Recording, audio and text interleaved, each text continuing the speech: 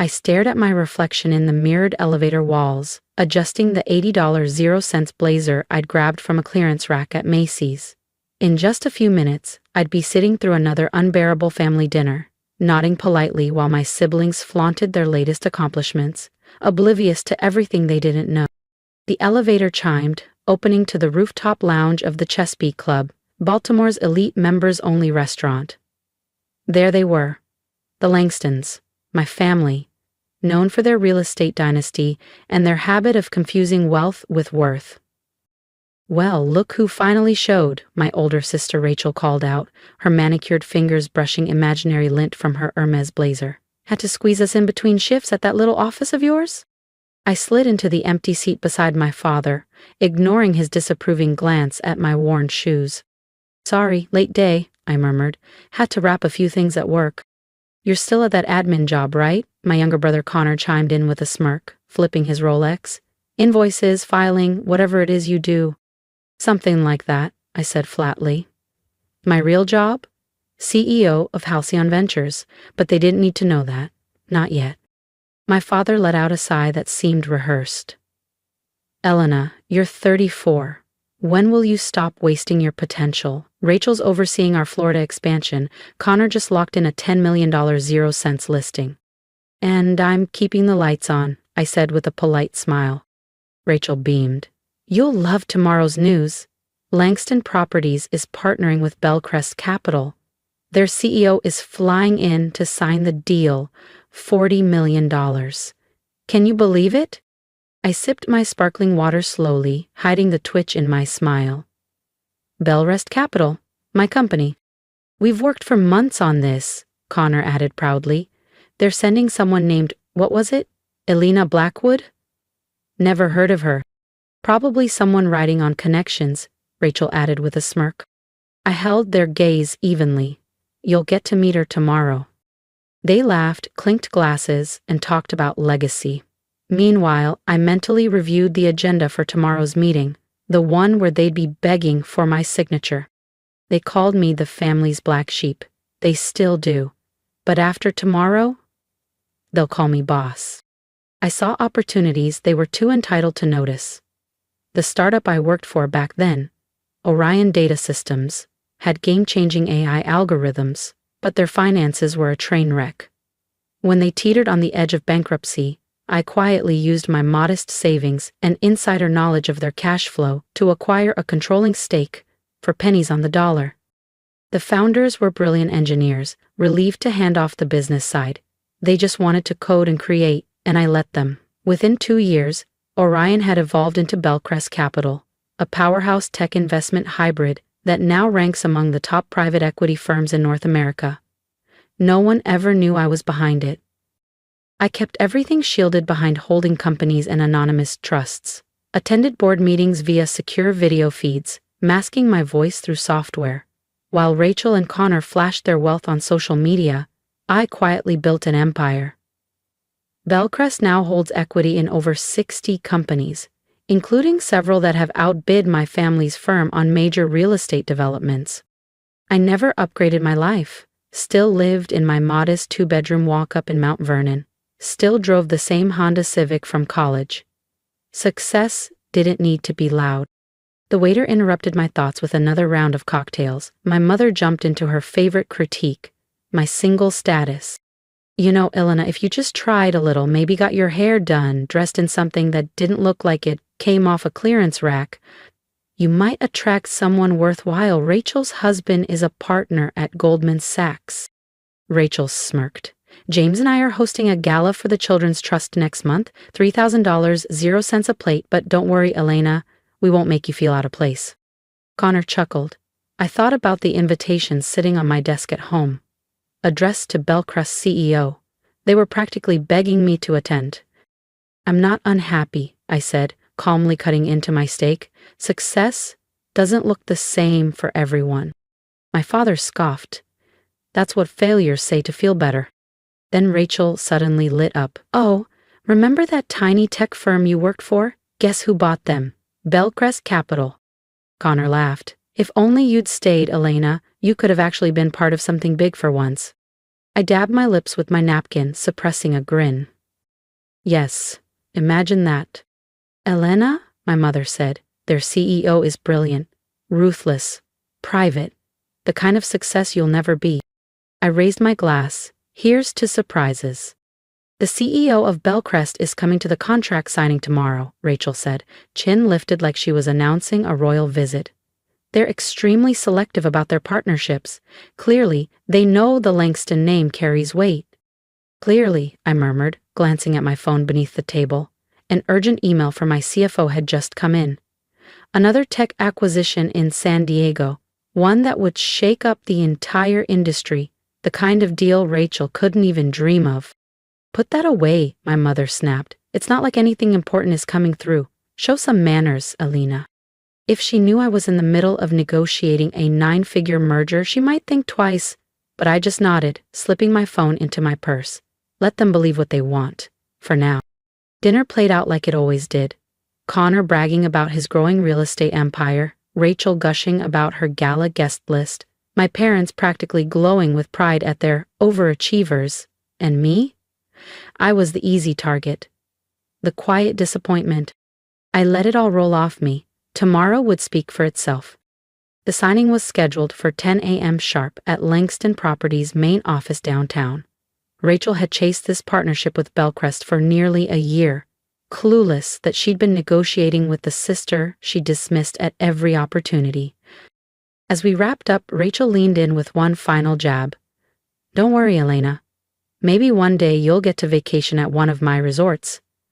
I'll even let you use the family discount. I smiled, thinking of my cliffside mansion in Big Sur, bought in cash, never rented. That's generous of you, Rachel. Connor tossed down his black Amex to cover dinner. Next round's at my new penthouse, he said with a smirk. Though fair warning, it might make some of us feel a little underdressed. I grabbed my well-worn tote bag and stood. Good luck tomorrow, I said smoothly. I hope everything goes just as planned. Rachel smirked. Some of us can handle real business. Just make sure your little office gig doesn't make you late. I walked past their cars, Rachel's sleek Mercedes, Connor's custom BMW, toward my parked Civic. Tomorrow, I'd pull up in my Rolls-Royce Phantom. Tomorrow, they'd learn the truth. But tonight, I returned to my unassuming apartment, powered up my secure workstation, and closed another deal. Because real power doesn't announce itself, it builds. Quietly, relentlessly, until no one can ignore it. What happens when the so-called black sheep walks into the boardroom as the boss? Don't miss the moment, everything changes. Subscribe and stay tuned for the next chapter in the story. You have to know exactly when to reveal your cards. That morning, I didn't reach for clearance rack slacks. I stepped into my real wardrobe.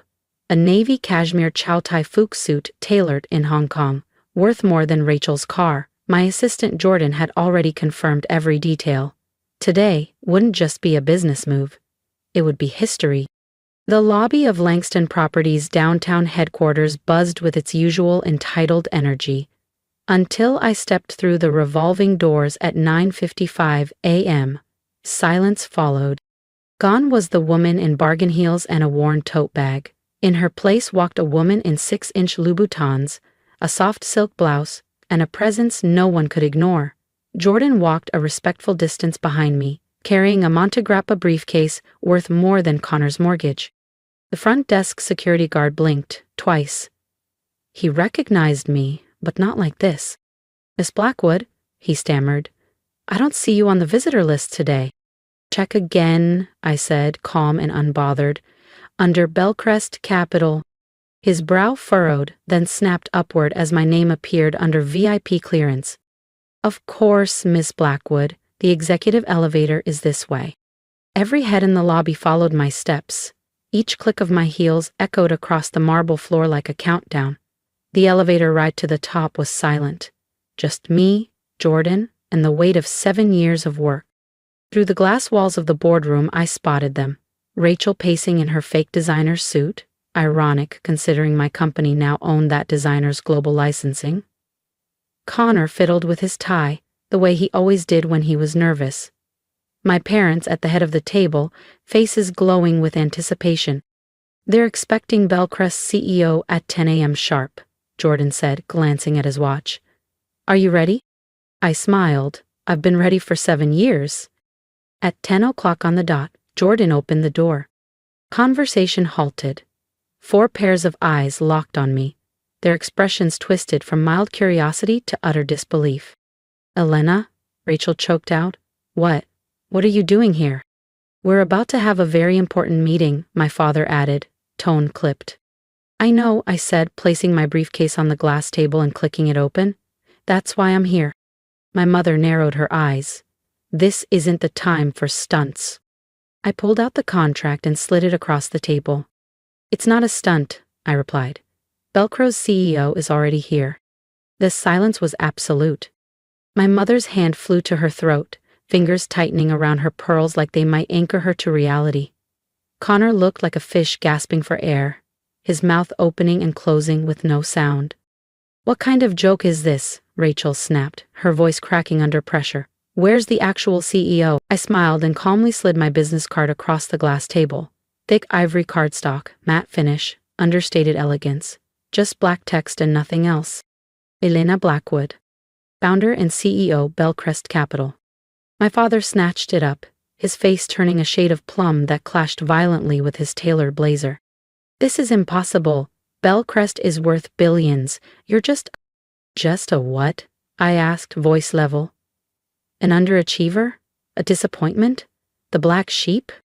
Jordan stepped forward and began distributing crisp packets of documents, copies of the finalized investment agreement. You'll want your legal team to review Section 8.4 closely, I added. It outlines management compliance conditions, very specific about maintaining operational integrity. Rachel snatched her copy, flipping through the pages with trembling fingers. This can't be real, she stammered. You work in admin, you process invoices. Actually, I said, folding my hands on the table, I haven't processed an invoice in over 7 years. I've been running Bellcrest, that small AI firm I used to work for. I acquired it when it was floundering, just like I've acquired dozens of companies since, including, as of last week, the entire East Coast division of Crestmark Financial. Connor dropped into his seat, pale and wide-eyed. That penthouse you bragged about? I continued. The development deal, funded through one of my subsidiaries.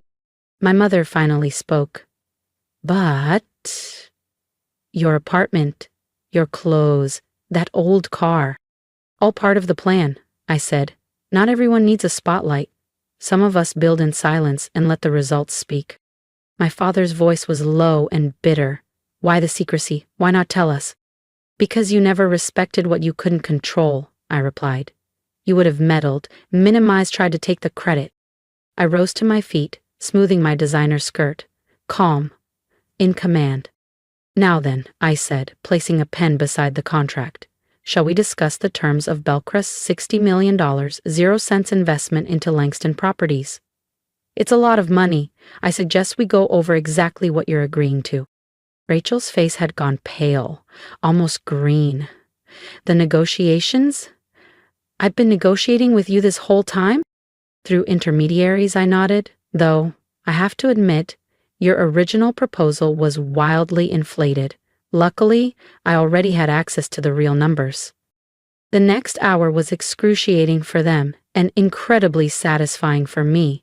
I walked them line by line through the Bellcrest Capital contract, pausing just long enough at key clauses to watch their reactions shift from disbelief to dread.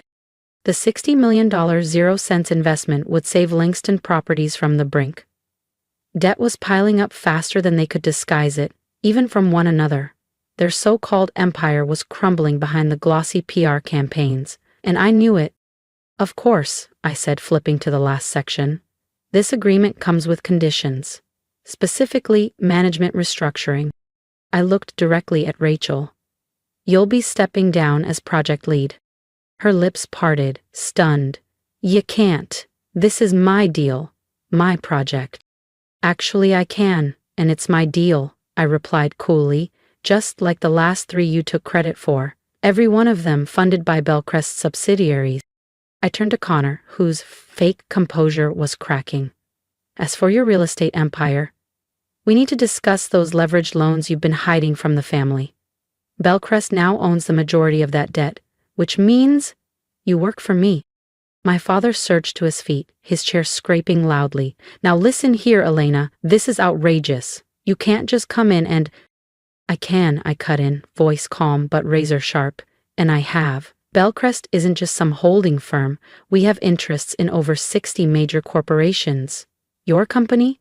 It's a footnote in our portfolio. I let that sink in before finishing. But because you're family, I'm giving you a choice. Sign the agreement, accept the changes, or don't, and watch everything collapse when we call in our debts.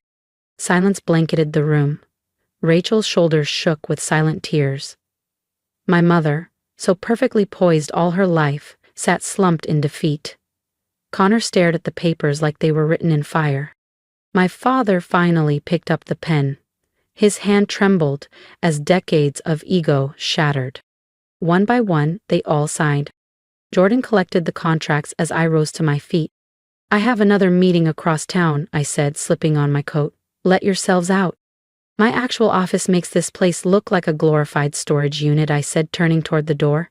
Jordan will walk you through the transition. I paused, hand on the handle. Oh, and Rachel, about that charity gala next month? Don't worry about my invitation. She blinked. Why? I bought the venue last year, I replied with a faint smile. Actually, I own most of the buildings your events are hosted in. Funny how that works. The ride back to Bellcrest's real headquarters gave me a moment to reflect. Their stunned faces had been deeply satisfying, yes, but this wasn't about revenge, it was about liberation. I was finally free to stop pretending. My phone buzzed, a text from my mother. Why didn't you tell us? I stared out at the Baltimore skyline, thinking of every dinner where they ridiculed my car, every backhanded comment about my potential, every time they treated me like background noise. Because you never would have believed me. You only respect power when it's shoved in your face. In the months that followed, the landscape shifted. Rachel was quietly reassigned to a strategic advisory role, a graceful way of being sidelined. The projects she once claimed were now credited properly to Bellcrest's team. Connor's real estate empire was folded under Bellcrest's restructuring unit, his debts absorbed, but his independence gone. As for my parents, they rewrote the past like prose. Suddenly, they always known I was gifted, they gushed to friends about their visionary daughter, the mysterious billionaire who just needed time to bloom.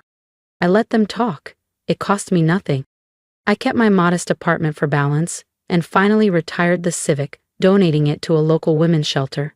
My real residences, including the private penthouse that crowns Bellcrest Tower, remained my secret refuge. The next family dinner? It took place in my executive suite, 60 stories above the city. They marveled at the floor-to-ceiling skyline views, the curated modern art, the quiet opulence. I raised a glass of red that cost more than Rachel's monthly salary. Success, I said softly, isn't about what you show off, it's about what you build when no one's watching. No one dared respond. For once, the black sheep had silenced the flock. But the real twist? I still shop at Target. Because real power doesn't need validation. It knows exactly who it is and doesn't flinch when no one else does. If you've made it to the end of my story, thank you. Not just for watching, but for seeing me. For years, I was the one overlooked. The black sheep. The quiet observer who didn't fit into their mold. But I've learned that you don't have to shout to be strong, and you don't need approval to be worthy. If you've ever been underestimated, if your value was measured by your car, your clothes, or how well you fit someone else's expectations, leave a comment below. Tell me your story. I truly want to hear it. And if any part of this resonated with you, hit subscribe, not for the drama, but for the reminder that sometimes the ones they doubt the most are the ones quietly building empires. You don't have to prove your worth to anyone who refuses to see it, you just have to know it for yourself and build anyway, quietly, relentlessly, and in your own way. I never thought I'd be telling this story, but here I am. Jordan Wells, sitting in a sleek Manhattan apartment that once felt impossibly out of reach, about to share how I lost everything I built, and then took it all back in a way no one saw coming. It started 4 years ago, back in 2021. I was 26, fresh out of NYU with a master's degree in cybersecurity, determined to prove myself in a male-dominated industry that rarely took women seriously unless they made themselves impossible to ignore. I landed a job at Titan Core Technologies, a mid-tier software company based in Brooklyn. They built secure frameworks for enterprise clients, not revolutionary, just routine. But I didn't come to play it safe. The CEO, Cameron Rhodes, was what you'd call a polished opportunist. He hadn't touched code in years, but somehow managed to stay in the spotlight whenever someone else had a breakthrough. People warned me. I didn't listen. I was too focused on proving my worth. "Don't overthink it, Wells," he'd say, dismissing my more ambitious contributions. "Just make it work." But I wasn't there to just make it work. I had a vision. So after hours, I stayed late in my tiny corner office, running on cold coffee and louder thoughts. I was building something bigger than Titan Core ever imagined. A cybersecurity AI that could do more than react. It could predict. I called it Sentinel. Where traditional systems flagged threats after they appeared, Sentinel identified them before they were launched. It studied human patterns, not just code. It learned behaviors, recognized digital footprints, and detected intent. It didn't just stop attacks, it anticipated them. The breakthrough came one night just before 2 a.m., and I remember it clearly because I cried when the model stabilized. Not out of frustration this time, but pure relief. "Still here, Miss Wells?" Louise, the overnight security guard, would ask kindly. "Just working on something of my own," I'd reply, always minimizing the screen. Because in tech, silence is safer. I'd watched too many young developers, especially women, have their work absorbed by upper management, their ideas suddenly rebranded under someone else's name, their names vanished, their brilliance dimmed. So I guarded Sentinel like a secret, paid for my own servers, used isolated systems, never let it touch Titan Core's mainframe, just monitored traffic to test its predictive models. Then one day I slipped. During a strategy meeting, I demoed a tiny part of my concept, not Sentinel itself, just the surface-level framework, a conversation starter. Cameron's eyes lit up like a man who'd struck gold. This is what our clients need," he said. 2 months later, without a single mention of my name, Sentinel, or a poorly repackaged version of it, was being unveiled at a high-profile investor launch. And I wasn't even on the guest list. But what Cameron didn't know was that I had already filed for a patent. 6 months earlier, I had set up an LLC in my name and locked Sentinel's core engine behind legal protections. Even the code he accessed was watermarked, authenticated, traceable. The night of the launch party, just before his demo was set to go live, the screens froze. Then a message appeared across every display. "Unauthorized use detected, property of Wells Technologies."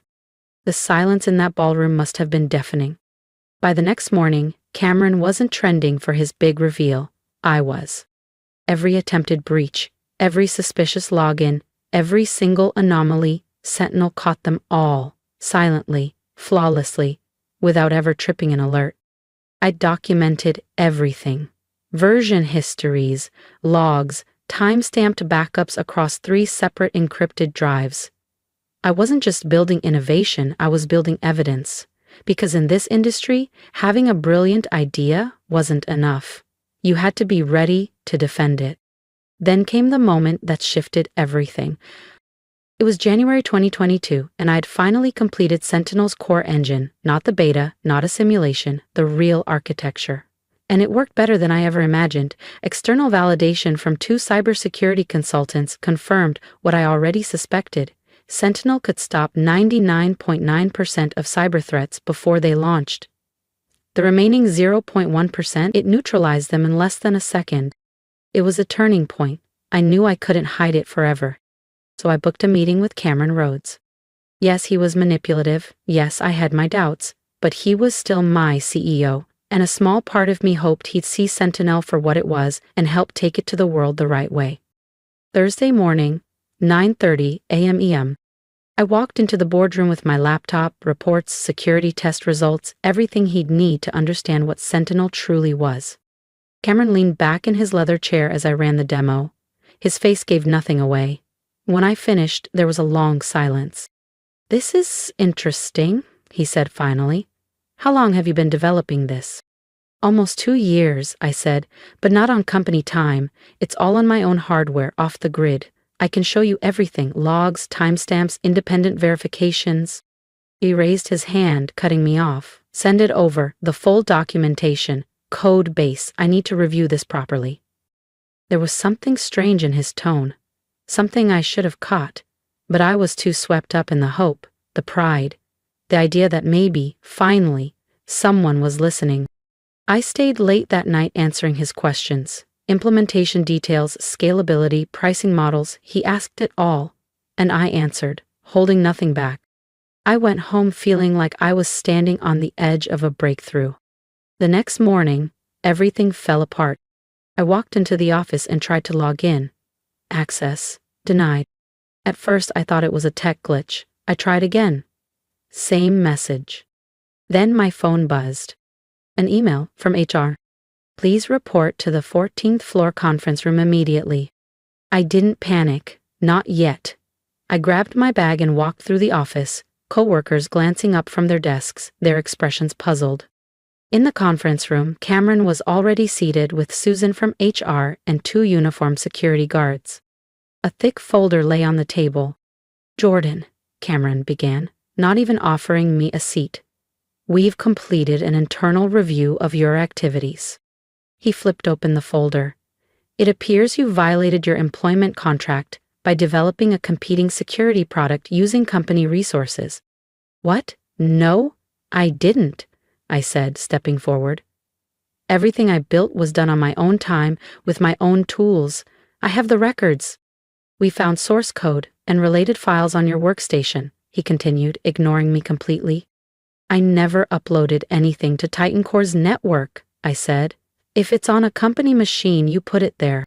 "We have all we need," Susan cut in. Cameron folded his hands. "You're being terminated for cause. Your severance is revoked. Legal will be in touch." My stomach dropped. It didn't make sense. I'd backed up everything externally.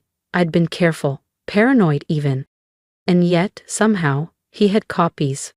That's when it hit me, the questions he asked that night, the way he phrased things. He'd baited me into sending clean files. And now he was using them to frame me. He thought it was over. He was wrong. Jordan's story is far from over, and trust me, you'll want to see what she does next. Hit subscribe so you don't miss the moment she turns the tables. Fragments of code, logs, timestamps.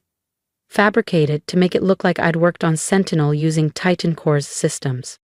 My hands turned cold as I stared at the folder Susan slid across the table. "This is your termination notice," she said softly, almost apologetically, "and a reminder that your non-compete agreement bars you from working in cybersecurity for the next 18 months. I shook my head. "That contract doesn't apply. Sentinel was built independently. I have receipts, timestamps, a full paper trail." Cameron cut in with that smug smirk of his. "I can, and I have, Ms. Wells. You're just a junior developer. Did you really think a project like this could belong to you?" He turned to the guards. "Escort her out. She won't be needing anything from her desk. It's all company property." I should have felt anger, panic, but instead something strange washed over me. Clarity. Because what Cameron didn't know, what he couldn't know, was that Sentinel had one final protocol buried deep in its neural code. A self-defense feature I'd added months ago, just in case someone ever tried to steal it. A silent failsafe set to activate 30 days after any unauthorized modification attempt to its core framework.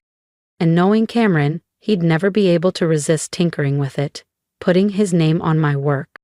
I gathered my few personal belongings under the wary eyes of security, said nothing, and walked out with my head high.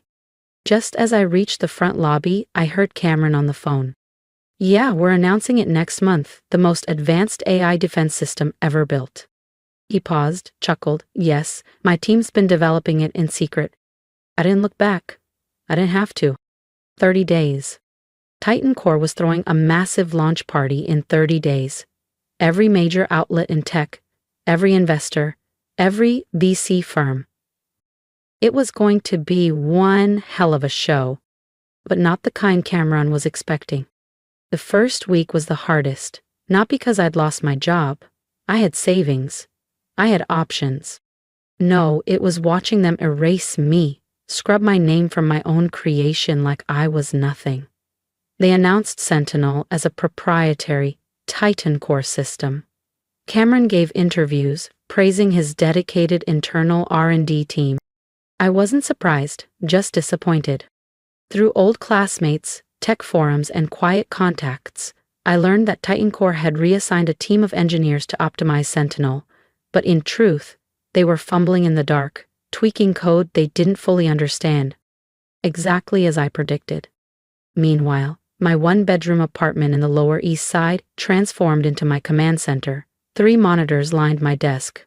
One streamed industry news. One tracked internal dev activity Titan Core unintentionally broadcast through unsecured channels. The last one? It showed Sentinel's hidden diagnostic pings. I hadn't accessed its core directly. My protocol ensured I wouldn't need to. Sentinel was sending me signals, confirming what I already knew. They were tampering with the wrong parts of the system, breaking things they couldn't fix. And as the days ticked by, closer and closer to the launch event, those pings got louder, more urgent. Cameron thought he'd buried me, but he'd only planted the seed. This wasn't revenge. It was reclamation. You see, while Cameron thought he had full access to Sentinel, he only had what I'd let him see. What I'd shown in that boardroom was a shadow version, a sandboxed model with limited functions. The real Sentinel? That was mine. Fully encrypted, self-aware, far more advanced than anything they were tinkering with. "They're butchering your code," Marcus said during one of our encrypted calls. He was an old college friend, now a back-end engineer at Titan Core, one of the few I still trusted. Cameron's got them working 16-hour days, renaming functions, restructuring libraries, trying to erase any trace of you from the final product. I leaned back, watching my diagnostics dashboard. "Let them try," I said. "Every line they alter sends me another breadcrumb." Each edit they made triggered a silent ping from Sentinel's embedded failsafe. It was logging everything, every mistake, every deviation, and more importantly, it was adapting, just like I'd trained it to. "But be careful," I added. "If they trace you—" "They won't. I'm not stupid, Jordan," he replied with a small laugh. "But thanks." Marcus wasn't my only ally. 3 days after my termination, I received a message on Proton Mail.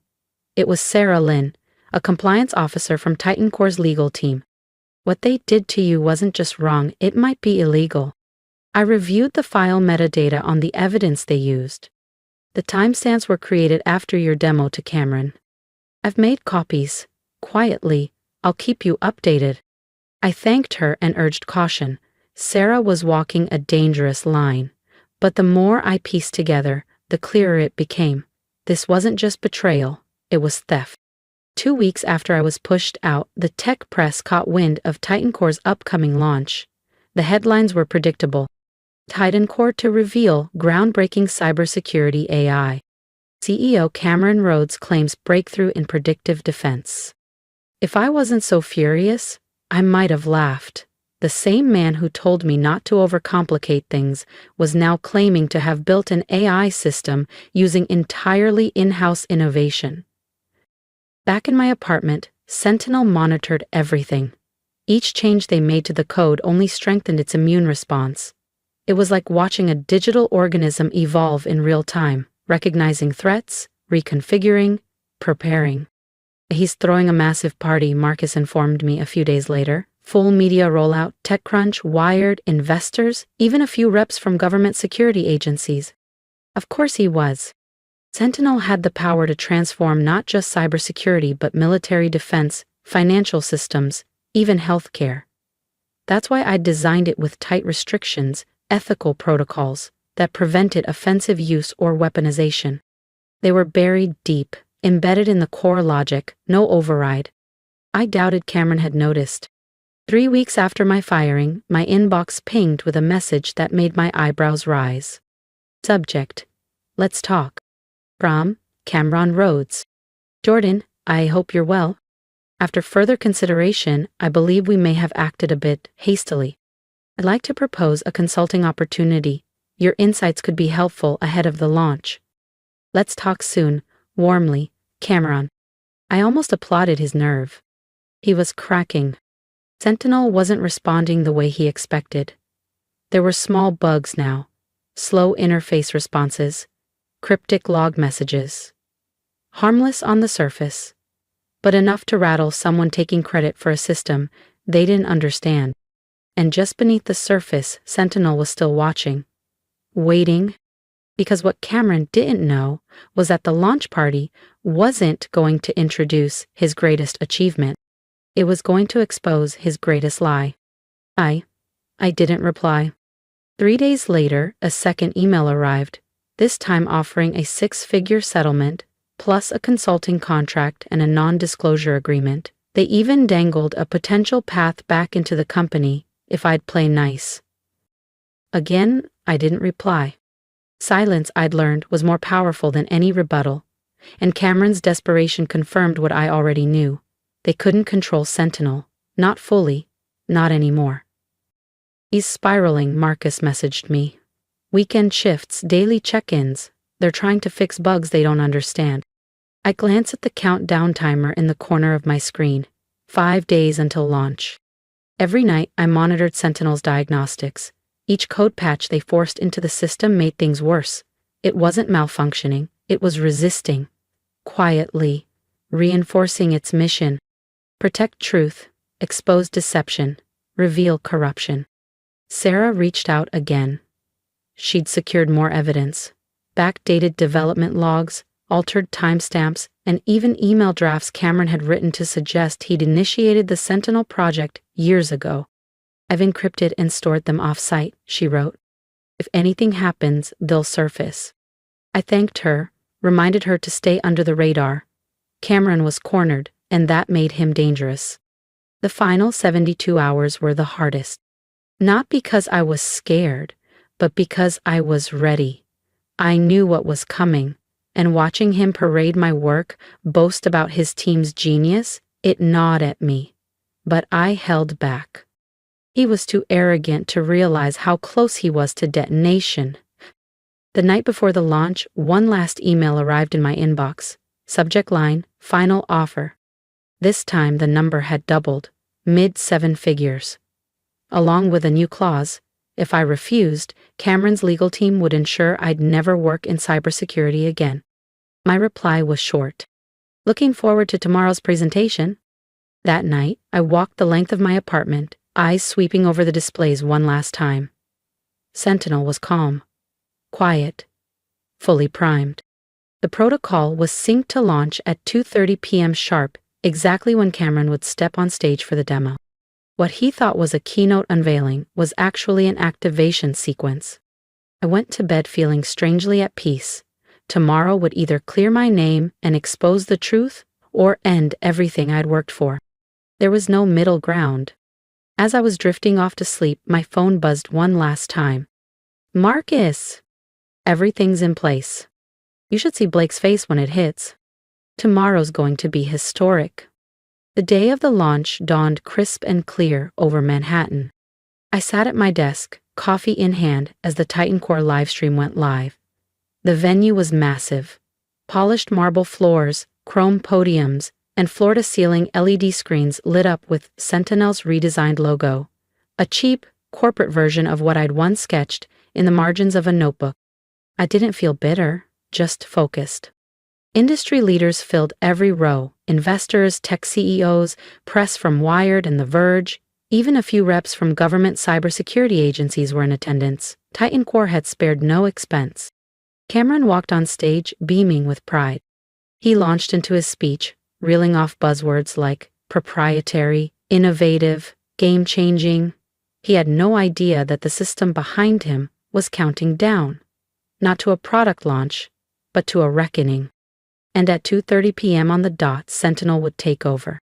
Not with chaos, Not with destruction, but with truth. Champagne flowed like a river, and Titan Core's PR team worked the crowd like seasoned performers. Polished, smiling assistants ushered journalists to their seats, with branded folders and neatly packaged press kits. Marcus had set up a secure multicam feed for me. On one screen, I saw a wide-angle view of the main conference hall, sleek lighting, towering displays, and Sentinel's new logo beaming from every wall. Another feed gave me a close-up of Cameron Rhodes, pacing the stage in a tailored navy suit that probably cost more than my first apartment. He moved like a man who believed the world belonged to him, shaking hands with investors, laughing with military contractors, nodding respectfully to SEC regulators seated in the front row. At 2:15 p.m. sharp, he stepped behind the podium.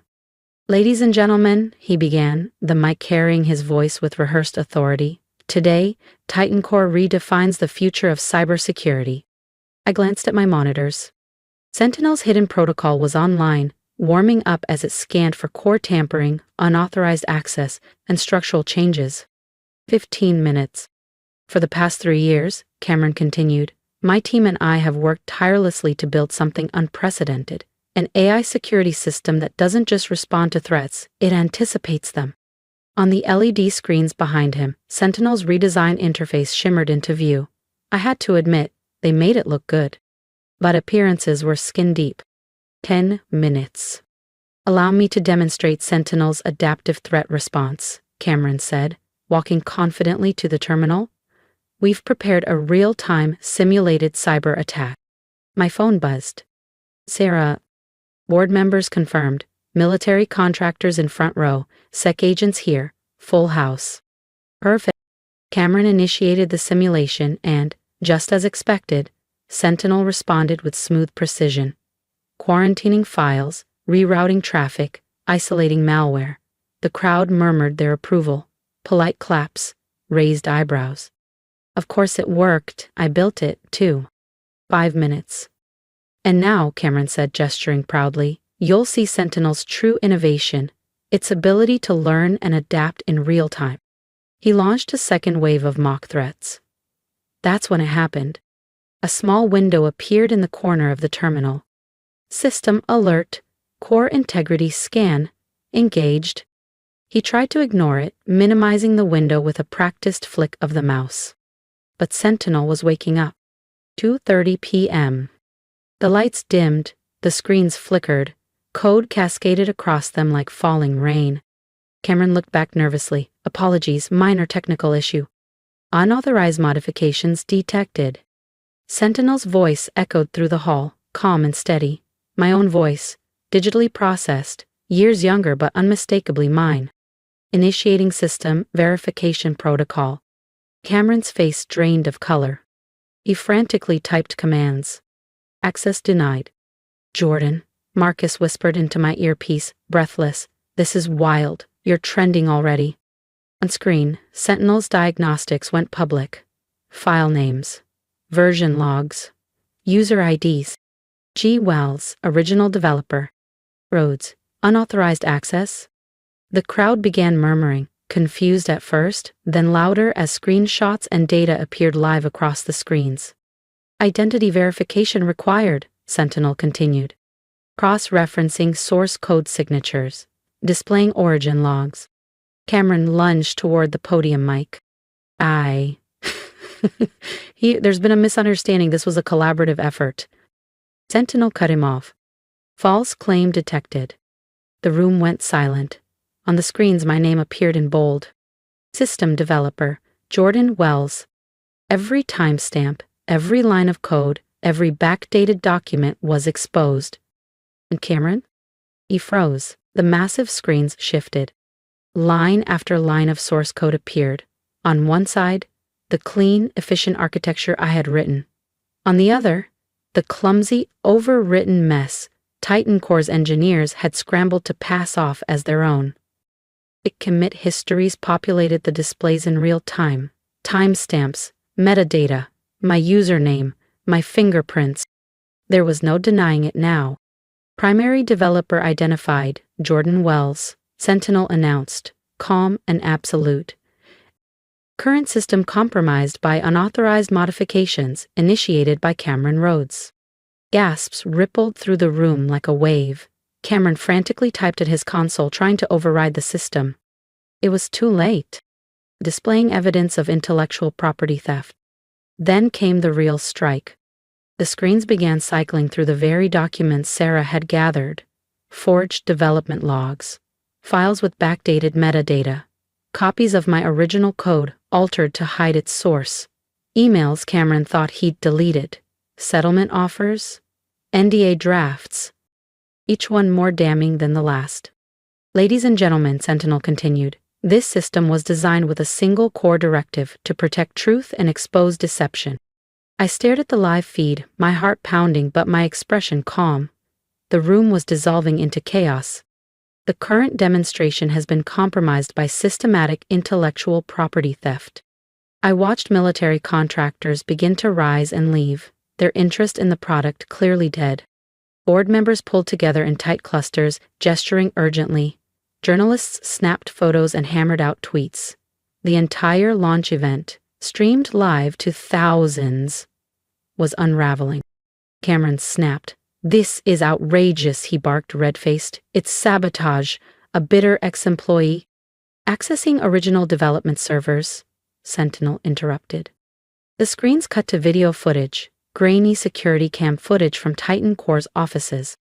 There I was, huddled over my desk at midnight debugging Sentinel line by line. Next came security access logs, time-stamped to the minute, showing months of after-hours work.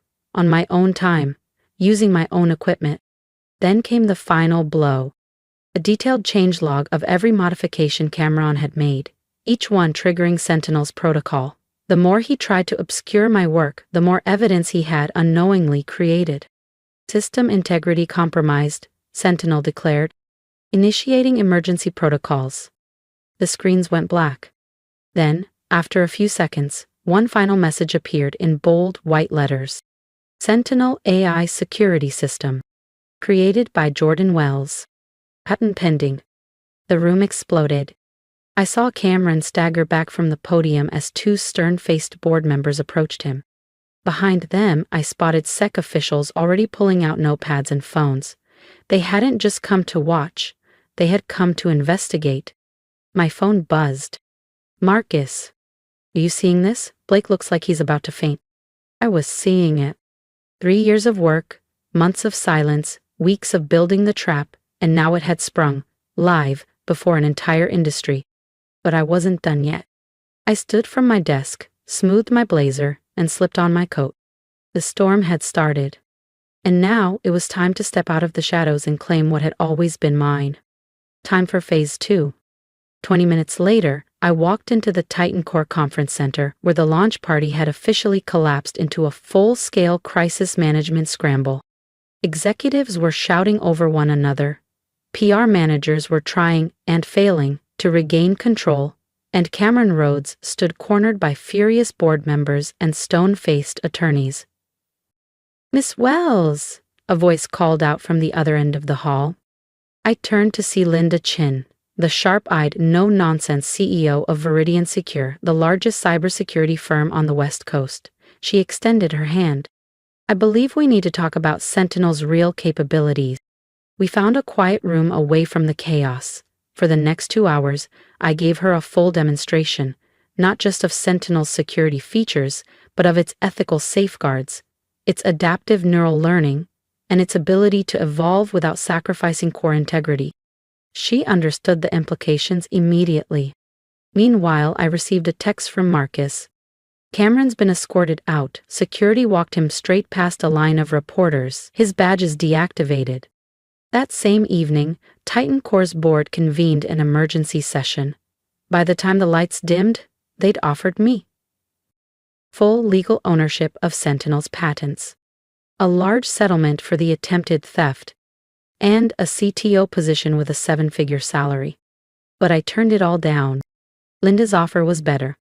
A new division under Veridian Secure, built from the ground up around Sentinel, with me leading it, complete autonomy, partnership stake, creative and ethical control. She didn't just want to use Sentinel, she wanted to protect what it stood for. 1 year later, Sentinel is the global standard in AI security, defending governments, corporations, and nonprofits alike, not just from external threats, but from the inside out. Its core protocol, to protect truth and expose deception, remains untouched. Cameron, last I heard he's facing multiple lawsuits and an SEC investigation. Turns out Sentinel wasn't the only project he'd stolen over the years. And me? Some nights, as I sit in my glass-walled corner office overlooking downtown Manhattan, I think about that launch day. I remember the panic in his eyes, the disbelief on his face when the system turned against him. He thought he was stealing code. What he really triggered was the most advanced truth detection protocol ever built. The irony, if he'd just been honest, if he treated me with respect, I would have welcomed his help. But he chose greed. He chose deception. And in doing so, he armed my creation against himself. Today, companies don't just use Sentinel to protect their data. They use it to hold themselves accountable, to prevent fraud, to track internal abuse, to stop theft before it starts. Every time it catches someone trying to take credit for another person's work, I smile. Because sometimes, security isn't just about protecting networks. Sometimes it's about protecting truth. And sometimes, the quiet developer in the back corner isn't just writing code. They're writing justice. If you've made it to the end of my story, thank you, truly. This wasn't just about stolen code or corporate sabotage. This was about standing up when someone tried to erase me, about refusing to let silence define my worth. If anything in my journey spoke to you, I'd love to hear it.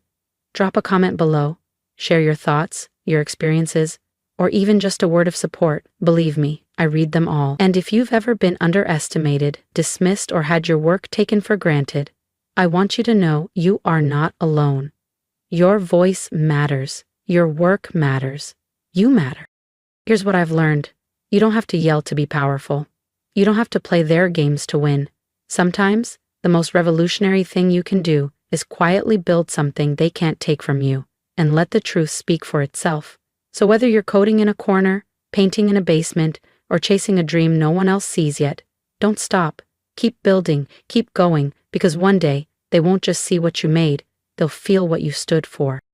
And if you want to see more stories like mine of quiet strength, resilience, and well-earned revenge, hit that subscribe button. Join a community that believes in justice, integrity, and the power of staying true to yourself, even when the odds are stacked against you. We're just getting started. Because in a world full of noise, sometimes it's the quiet ones who change everything. You're fired. 2 words. That's all it took to crack the foundation of everything I'd built. I sat across from Caleb Monroe, my boss for nearly 8 years, as he delivered the verdict with the same tone he probably used to order lunch. We were in the executive wing of Everline Capital, a top-tier private equity firm in downtown Chicago. My role as a senior portfolio strategist was being phased out due to internal restructuring. Your severance will be more than fair, Caleb added, eyes locked on his laptop. 4 months' salary and full medical coverage through the quarter. I didn't cry. Lena Caldwell doesn't cry, especially not in front of a man who just erased a decade of 70-hour work weeks with a single conversation. I stood, adjusted my navy blazer, and walked out of that glass box with every ounce of dignity I had left. Behind me, I could hear the quiet ripple of whispers already making their way through the open concept floor. That's how it worked in this world. Your downfall was everyone else's happy hour topic. At my desk, I packed 10 years of loyalty into a single box, a framed photo of my dog, a coffee mug from my first big deal, and a small snake plant I'd somehow kept alive. My phone buzzed, of course. "Is it true?" my cousin Sabrina asked, feigning surprise laced with smugness. "You really got fired?" "News travels fast," I replied, voice calm. "Oh, Lena, wow, you know how Aunt Valerie is about appearances." Yes. My Aunt Valerie Caldwell, founder and chairwoman of Caldwell Strategic Holdings, had always seen failure as contagious. And now I, her 33-year-old niece who used to be the pride of the family, was apparently the virus. I'll figure it out, I said, ending the call before she could offer more fake sympathy. But figuring it out wasn't as easy as it had always been. The recession had slammed into the finance industry like a freight train. Every interview ended the same. Overqualified, not quite the right fit. We're going in a different direction. 2 months in, desperate and tired, I found myself sitting in my aunt's sprawling corner office in Midtown, the skyline of Chicago glinting behind her like a reminder of everything I no longer had. I just need something temporary, I said quietly. Any opening. I'll prove myself. And she didn't even look up. I didn't build Caldwell Holdings by handing out charity, she said. Aunt Valerie, please. Until what? She cut in, finally meeting my gaze with a glint of ice. Until you disappoint me too? And just like that, I knew. I wasn't just out of a job. I was out of a family. Until you embarrass this family further. Sabrina warned me this would happen. She said you were too ambitious, too reckless with your investments. My stomach twisted. Of course she had. Sabrina had always hated the fact that I'd made it further in the finance world than she ever could, especially without riding on the Caldwell name. I wasn't reckless, I said, trying to steady my voice. The market changed. Everyone was caught off guard, I added, but he cut me off. Everyone except successful people, Aunt Valerie snapped. Everyone except your cousin, who stayed where I could shield her. Everyone except your brother Nathaniel, who just made junior partner at Sterling and Rhodes. The sting landed exactly where she intended. Sabrina, the ever-loyal niece who worked at Caldwell Strategic, was now head of client development. Nathaniel, the golden boy, had his face plastered across law firm brochures and billboards on Michigan Avenue. And me? I had dared to step out on my own, to build something without asking for permission. And I had failed. The annual Caldwell Foundation Gala is next Friday, she said coolly. It's best you don't attend. I won't have whispers about your situation ruining Sabrina's promotion. I stood slowly, my hands trembling at my sides. So that's it? I asked. I'm being erased? Because I lost a job? You erased yourself when you left this firm, she replied. I'm simply acknowledging the consequences. That night, I sat alone in my downtown apartment, once my sanctuary, now a mausoleum of unpaid bills, foreclosure notices, and unopened emails. My phone buzzed, a chorus of hollow concern. So sorry to hear what happened. Knew it was too risky, Lena. Maybe next time, listen to your family. And then the dagger, my mother. Darling, your aunt is right. Take time to regroup. Sabrina knows someone looking for an executive assistant. It's a steady job, no shame in that. Executive assistant, from leading billion-dollar portfolios to booking someone else's flights. In a fit of cold rage, I hurled the phone across the room. It cracked against the wall. Finally, something in my control. A knock jolted me. Through the peephole stood Nathaniel, immaculate as ever, uncomfortable in a tailored gray suit. I opened the door, arms crossed. What do you want? To help, he said. I've been talking to some contacts. There's an opening at Hallberg Capital. They're rebuilding after a major acquisition. Need someone sharp to handle transitional strategy. I stared at him. You don't have to take it, he added, but they'd be lucky to have you. For the first time in weeks, I let myself breathe, not because someone was offering me a lifeline, but because I knew I could still swim. Let me guess, I said, cutting Nathaniel off. Something entry-level, something safe, something more suitable for someone who failed? He sighed. Lena, be reasonable. Your reputation in the industry took a hit. The Caldwell name can still help you, if you're willing to accept help on our terms. Our terms. Never mine. I don't need protection, I said firmly. I need support. I need my family to stand beside me, not above me. Nathaniel ran a perfectly manicured hand through his hair, frustration flickering in his eyes. That's not how this family works. You know that. We reward success. He gestured vaguely toward my half-packed apartment, where boxes sat like ghosts in the corners. Not this. When he left, I sat still for a long time. And then I made a decision. I wouldn't beg. I wouldn't play by their rules.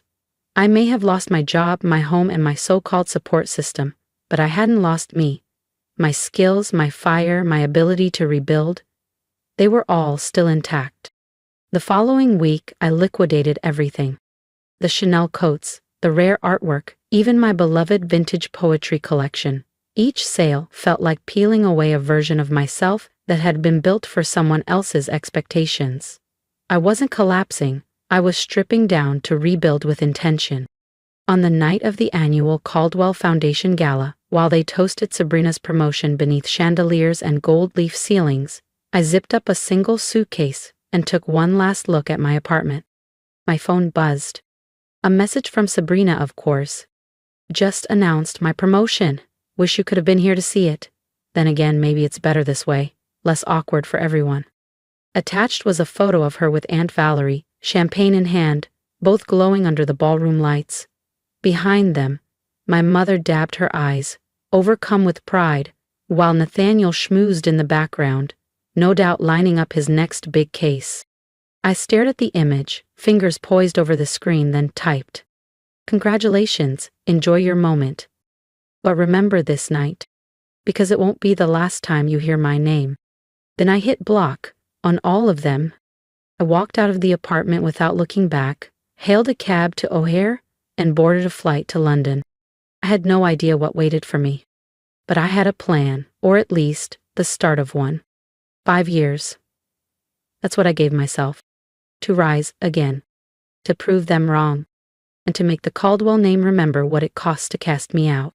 My first stop was a tiny office in Camden. Charla, an old friend from my Everline days, had moved here after a messy merger. She'd started a boutique consulting firm, lean, scrappy, but quietly gaining traction. "Still serious about that open door offer?" I asked, when she opened the door. Her grin said everything. "Let's build something dangerous. Hit subscribe so you don't miss what happens when I return, not just to the game, but to rewrite the rules." I don't think Charla ever expected me to show up at her door with nothing but a suitcase and a half-broken spirit. But she didn't hesitate. "The guest room's yours for as long as you need it," she said, throwing open the door to her cozy flat above a bakery in Camden. "But knowing you, you'll be back on your feet before I finish my next project." She wasn't wrong. Within a week, I'd transformed the tiny guest room into a war room. Laptop open, charts taped to the walls, the carpet covered in spreadsheets and sticky notes. Charla's boutique firm specialized in turnaround strategies for struggling businesses with high potential. It was gritty, under-the-radar work. Exactly what I needed. One evening, over takeout and late-night research, I looked up from my laptop. "There's something happening in the tech sector." Charla raised an eyebrow. "Go on." "Startups with insane potential, breakthrough ideas, but they can't get funding. Too small, too risky for the traditional players." I slid a report across the table. "The big firms are playing it safe after the crash, but that just leaves space for someone bold." Charla smirked, handing me a chipped coffee mug. "Sounds familiar." I ignored the jab. We could get in early, real early. The right bets now could multiply tenfold. "Someone like you," she said. I nodded. Someone exactly like me. From that moment, my routine shifted into overdrive. By day, I supported Charla's clients, reworking financials, rebuilding models, finding growth paths no one else could see. By night, I combed through public records, tech incubators, and open-source databases, hunting down companies overlooked by the gatekeepers of venture capital. And then, the breakthrough. A tiny Manchester startup, barely 5 employees, had quietly developed an algorithm that could revolutionize predictive analytics in global markets. Everyone else dismissed them. Too young, too inexperienced, too unknown. But I didn't see risk. I saw myself. Scrappy, undervalued, brilliant.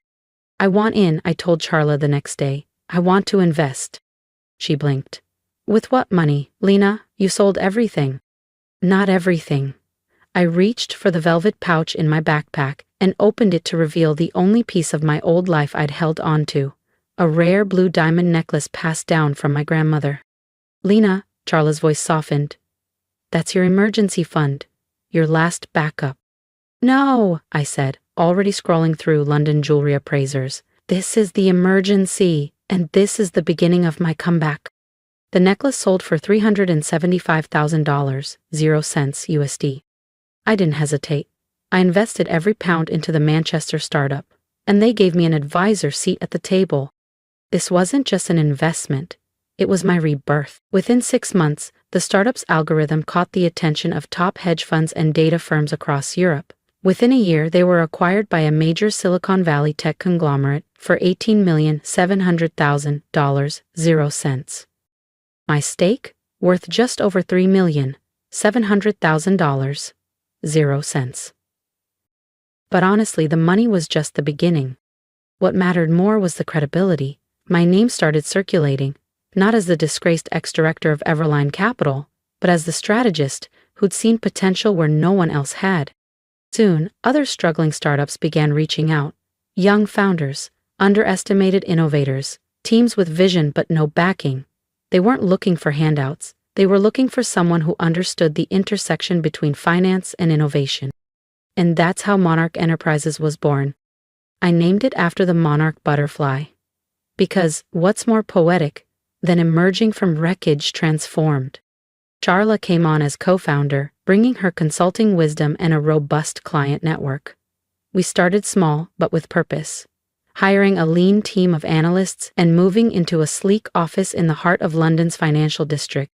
In just 3 years, Monarch had scaled far beyond my wildest projections. With satellite offices in Singapore, Dubai, and a pending expansion into New York, we weren't just a consultancy, we were a movement. Our portfolio, over $200 million, 0 cents in active assets. Our mission? Back the overlooked, bet on the underestimated, and win. I was in my corner office, skimming through documents from our latest acquisition in Southeast Asia, when my phone rang. Unknown number, New York area code. "This is Lena Caldwell," I answered. A voice I hadn't heard in years responded. "Lena, this is Caleb Monroe, from Everline." I leaned back, eyebrows raised. "I remember." "Right, well," he cleared his throat. "I'm calling because Everline's in trouble. The market's shifted, and we're struggling to adapt. We've been following your success with Monarch, and we need help." I let the silence sit. Sweet, sharp, satisfying. "I'm sorry, Mr. Monroe," I said, keeping my tone neutral.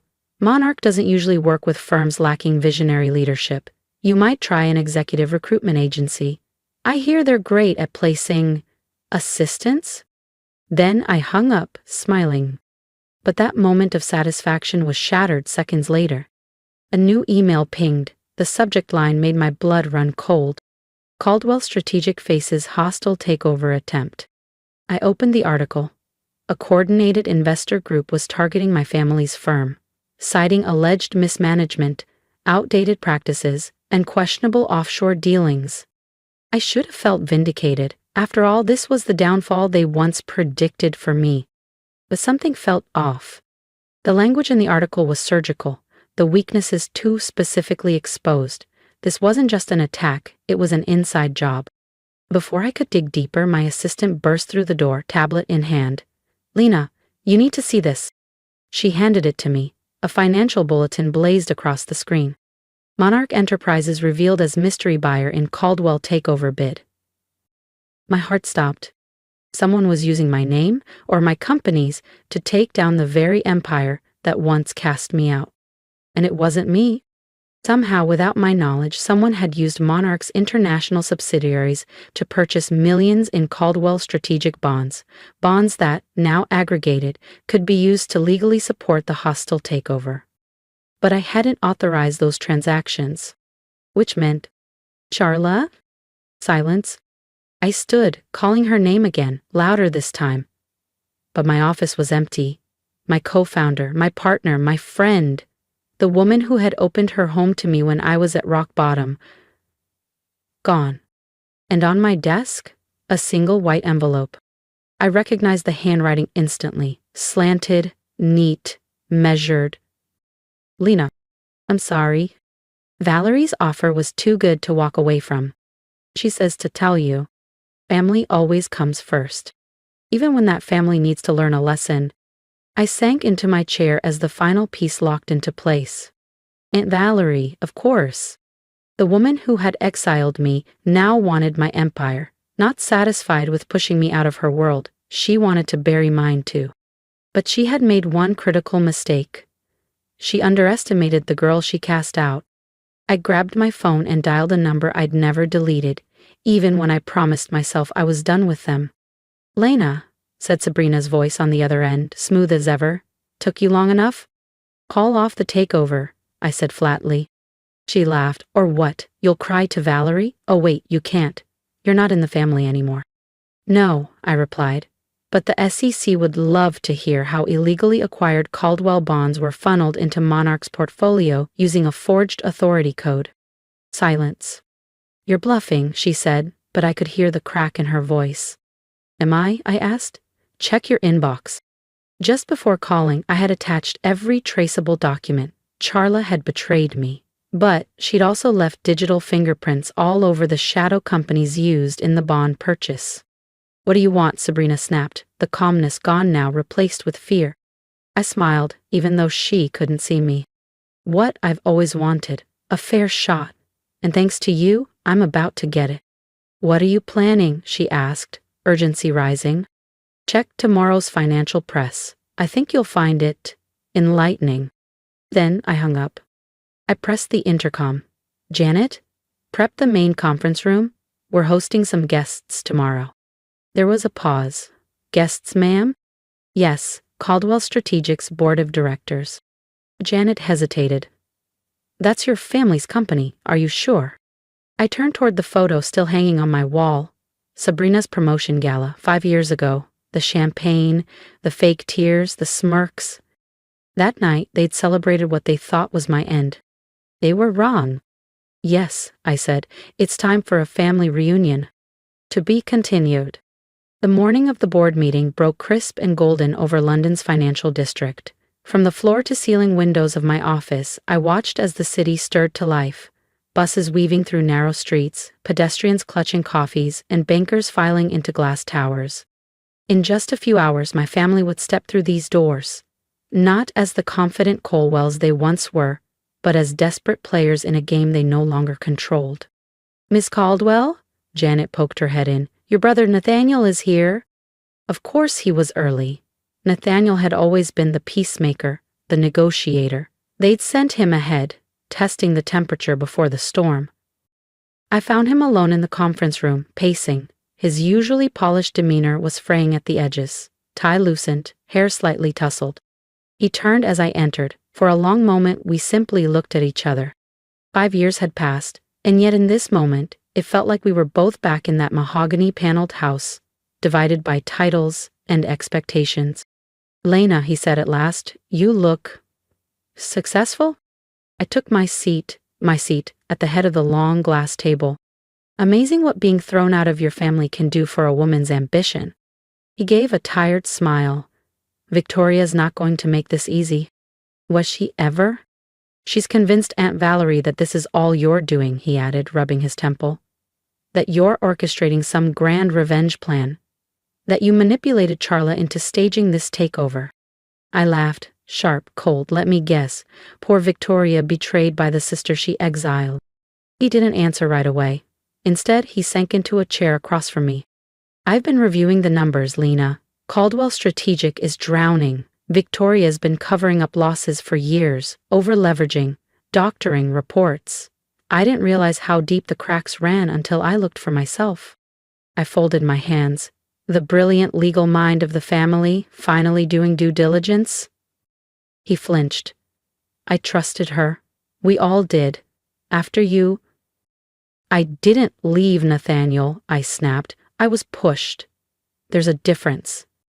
Before he could answer, Janet reappeared. "They're here." I stood as the doors opened and the Caldwell delegation entered like they were storming a courtroom. First came Aunt Valerie, every inch the Titan in a sharp gray suit, her expression unreadable but eyes scanning the room with veiled curiosity. Then Sabrina, poised and practiced, wearing the same hollow smile from her promotion gala 5 years ago. My mother followed, quiet and tight-lipped. Then came the board. family allies, childhood mentors, once witnesses to my humiliation. And finally, my father. Still imposing at 65, white hair, Italian suit, power in posture. He looked around the sleek, sunlit conference room, his gaze lingering on the gold monarch insignia on the far wall. "You've done well for yourself," he said coolly. I didn't stand. I didn't offer a handshake. I didn't move. "No thanks to any of you," I said simply, watching as they finally, came to me. "Please, have a seat," I said, folding my hands. "We have a lot to discuss." But Sabrina remained standing, both palms pressed firmly against the polished table. "There's nothing to discuss," she said icily. "Call off your little revenge scheme, Lena, and we'll pretend this childish tantrum never happened." I gave her a smile, not bitter, just patient, and pressed the button embedded on the side of my desk. The wall behind me flickered to life. The screen displayed a neatly organized sequence of documents: financial statements, offshore transfers, falsified expense reports, and internal emails flagged for ethics violations. "You mean like how you forgot to report these quarterly losses to the board?" I asked gently. "Or how you forgot that using company capital for your personal investment shell in Monaco is a violation of fiduciary law? Or perhaps you simply forgot to disclose your Cayman accounts?" Sabrina's face lost all color. Behind her, several board members leaned forward, squinting at the damning details. That's confidential," she stammered. "How did you—" "Charla may have turned her back on me," I said calmly, "but I've always kept my own records. Digital backups, security audits, off-site surveillance. Did you really think I wouldn't investigate why my company suddenly acquired controlling bonds in Caldwell Strategic?" My father, Mr. Caldwell, rose from his seat, his jaw tight.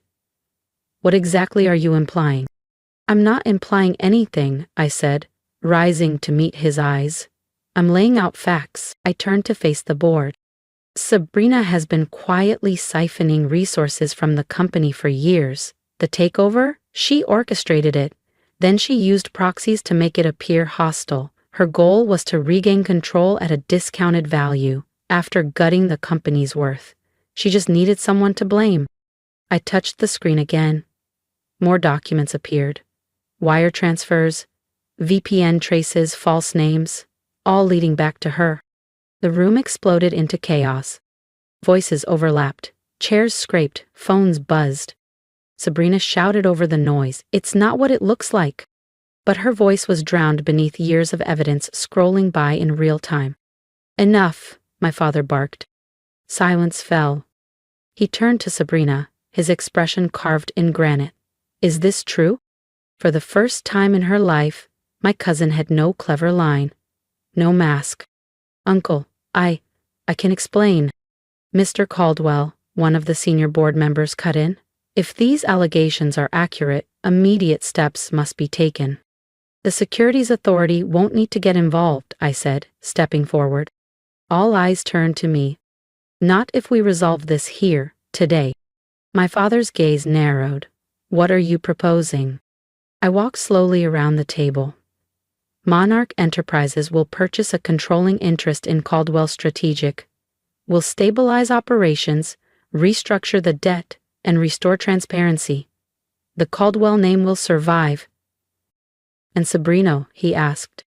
I looked at her. "She'll resign, effective immediately." "You can't do this," she whispered. "Actually," I said, smiling, "I can, and unlike you, I'll do it legally." My father sank into the leather chair across from me, and for the first time in my life, he looked his age, every bit of his 65 years. The fire, the presence that once filled every room he entered, was gone. "You're taking control of my company?" he asked, voice raw. "After all this time?" "No, Dad," I replied gently. "I'm saving your company. There's a difference." I returned to my seat, folding my hands. "You have 1 hour to decide.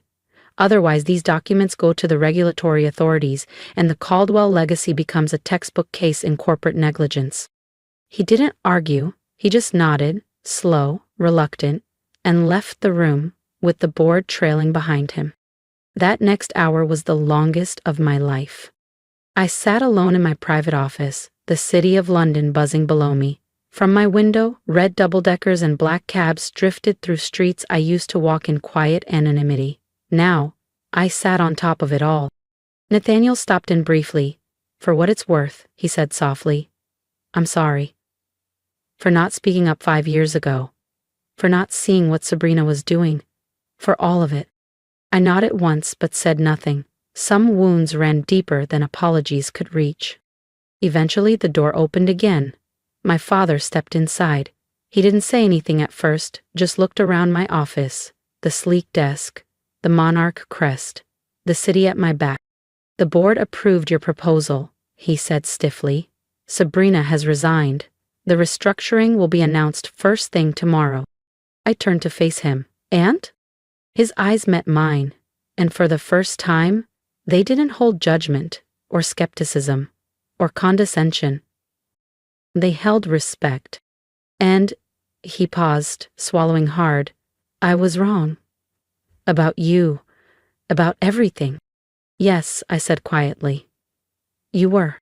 He moved to leave, then stopped, his hand lingering on the doorframe. "That night at the gala, when we toasted Sabrina's promotion." I looked up, remembering.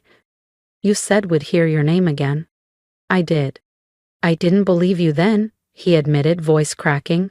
"I couldn't imagine this." He gestured around the room. "I couldn't imagine you proving me wrong so spectacularly." And then he left. I sat in silence, emotions surging, relief, exhaustion, pride, something like grief. I had won. On my terms.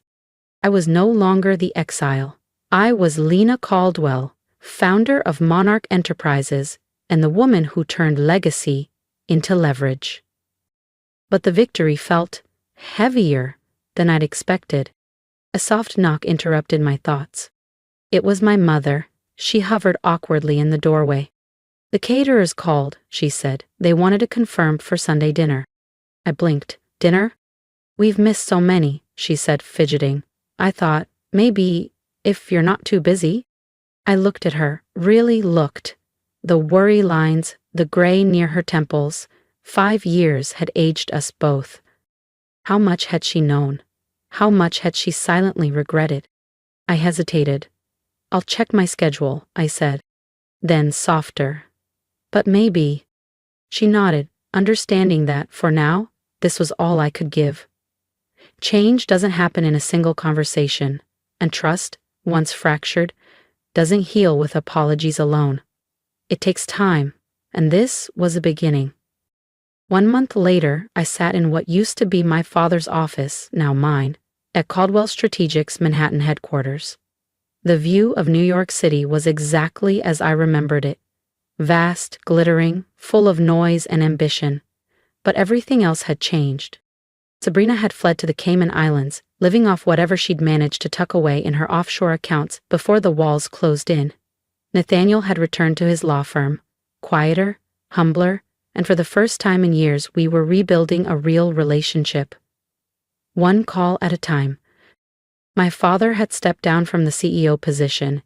He still came into the office, but in an advisory role. Our weekly meetings were less formal now. We talked numbers, strategy, and slowly, hesitantly, family. It wasn't forgiveness, not yet. But it was something close. Monarch Enterprises continued to soar, now globally recognized not just for its portfolio but for how it had salvaged one of New York's most storied institutions. As for Charla's betrayal, yes, it had cut deep, but it taught me how to lead with eyes open, heart guarded, and principles intact. That morning, Janet, still loyal as ever, brought in the day's papers. Headlines praised Caldwell Strategic's resurgence. Analysts credited Lena Caldwell's razor-sharp turnaround strategy, but it was a small envelope placed carefully on top of the stack that made me pause. Inside, an invitation to next month's Caldwell Foundation Gala, and at the bottom, in my father's familiar handwriting, "This time, you're not just invited. You're the guest of honor." I smiled. 5 years ago, I'd left this city with a suitcase, a cracked heart, and a promise to prove them all wrong. But I hadn't just proven them wrong. I'd proven myself right. I picked up my phone and dialed my mother. "About Sunday dinner," I said when she answered. "I'll be there." Because I've learned something over the years. Success isn't always about revenge.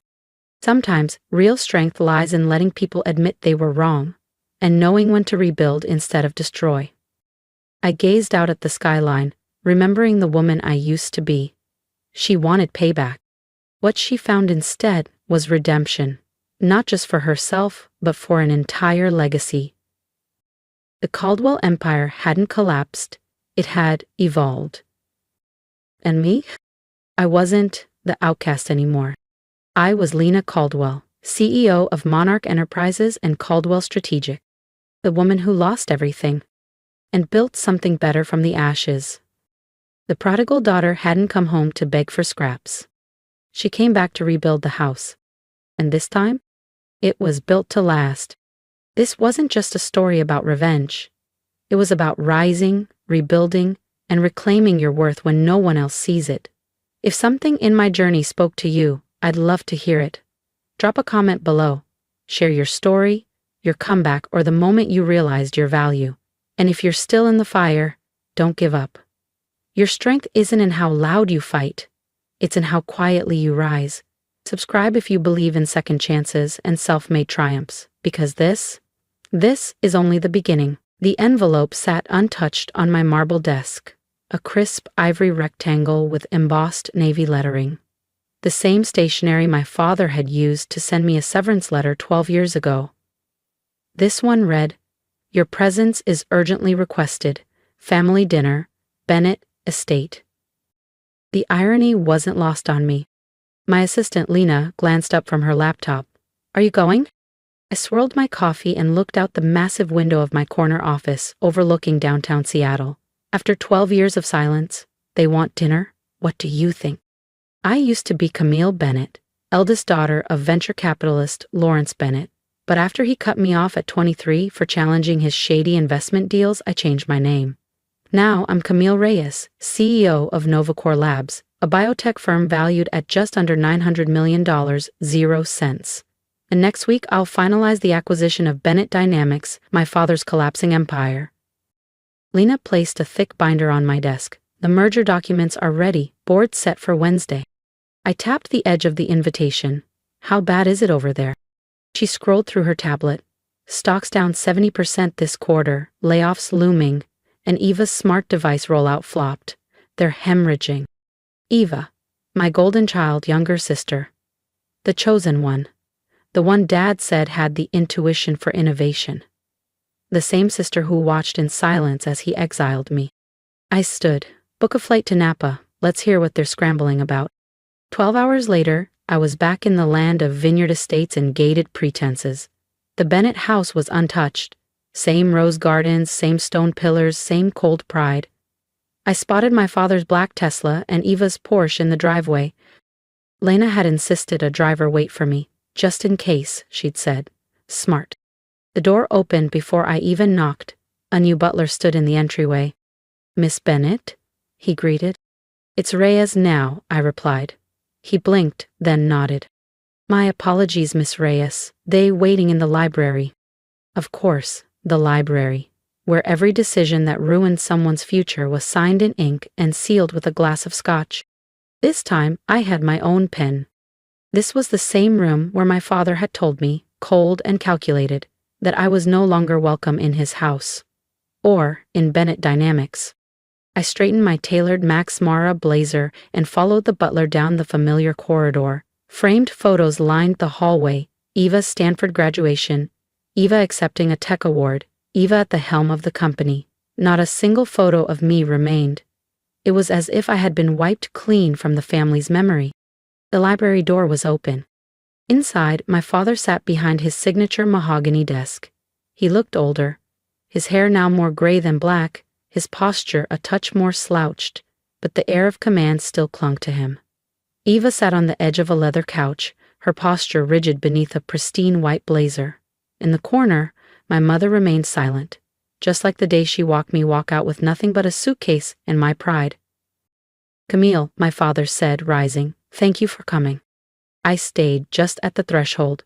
When Lawrence Bennett sends an urgent invitation, how could I possibly decline? Ava flinched. My father's jaw tightened, but he gestured to a chair. Please, sit. We need to talk. I chose the seat nearest the door, close enough to hear, far enough to leave. He cleared his throat. We've been following your recent success. My success? I tilted my head. You mean building a biotech empire while you handed Eva the keys to a sinking ship? My mother finally spoke. We're trying to be civil, Camille. Like the civil silence you gave me for 12 years, I said, voice sharp, or the civil way you erased me from the family photo wall. Ava stood abruptly. We made mistakes, okay? We were wrong. Is that what you want to hear? I looked at her for the first time, not the flawless face in press releases, but the woman beneath. Her expression was tight, her eyes tired. The pressure of keeping a failing company afloat was clearly catching up. Why am I here? I asked. My father exhaled, weariness settling over him. Bennett Dynamics is in trouble. We need your help. There it was, not regret, not remorse. Just desperation, disguised as diplomacy. My help? I asked evenly. We've seen what you've done at NovaCore. Your vision, your execution. We need that innovation at Bennett. I thought of the signed merger agreement in my briefcase. He had no idea. I wasn't here to help. I was here to take over. If you've ever been underestimated or had to fight for your place at the table, don't forget to subscribe. Camille's story isn't over, and what happens next might just surprise you.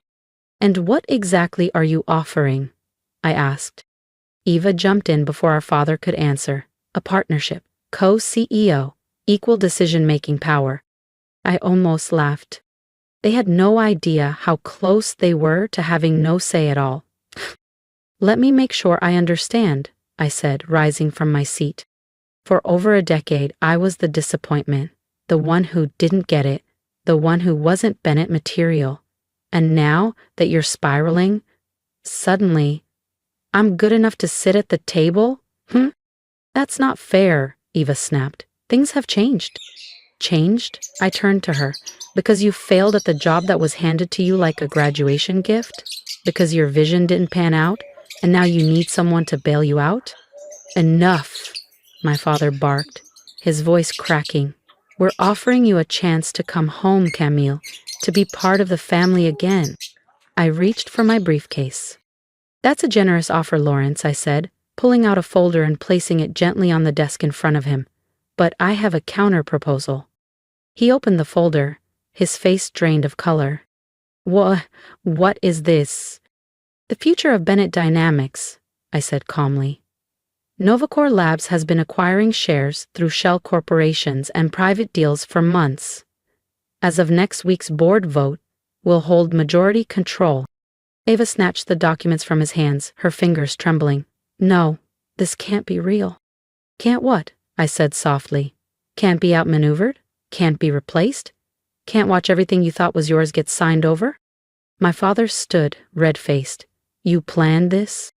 No, I replied, you did. The moment you decided Eva deserved your legacy more than I did, you set this in motion. I just followed your playbook. We'll fight this, he warned. We have legal counsel. I nodded. You do. The same attorneys who helped me structure the deal. Loyalty is a two-way street, Dad. Something I learned from you. The room was silent. My mother sat frozen, her hands clenched in her lap. Eva looked like she might shatter. The board meets Tuesday, I said, rising. Take the weekend to process. Camille, please, my mother whispered. We're your family.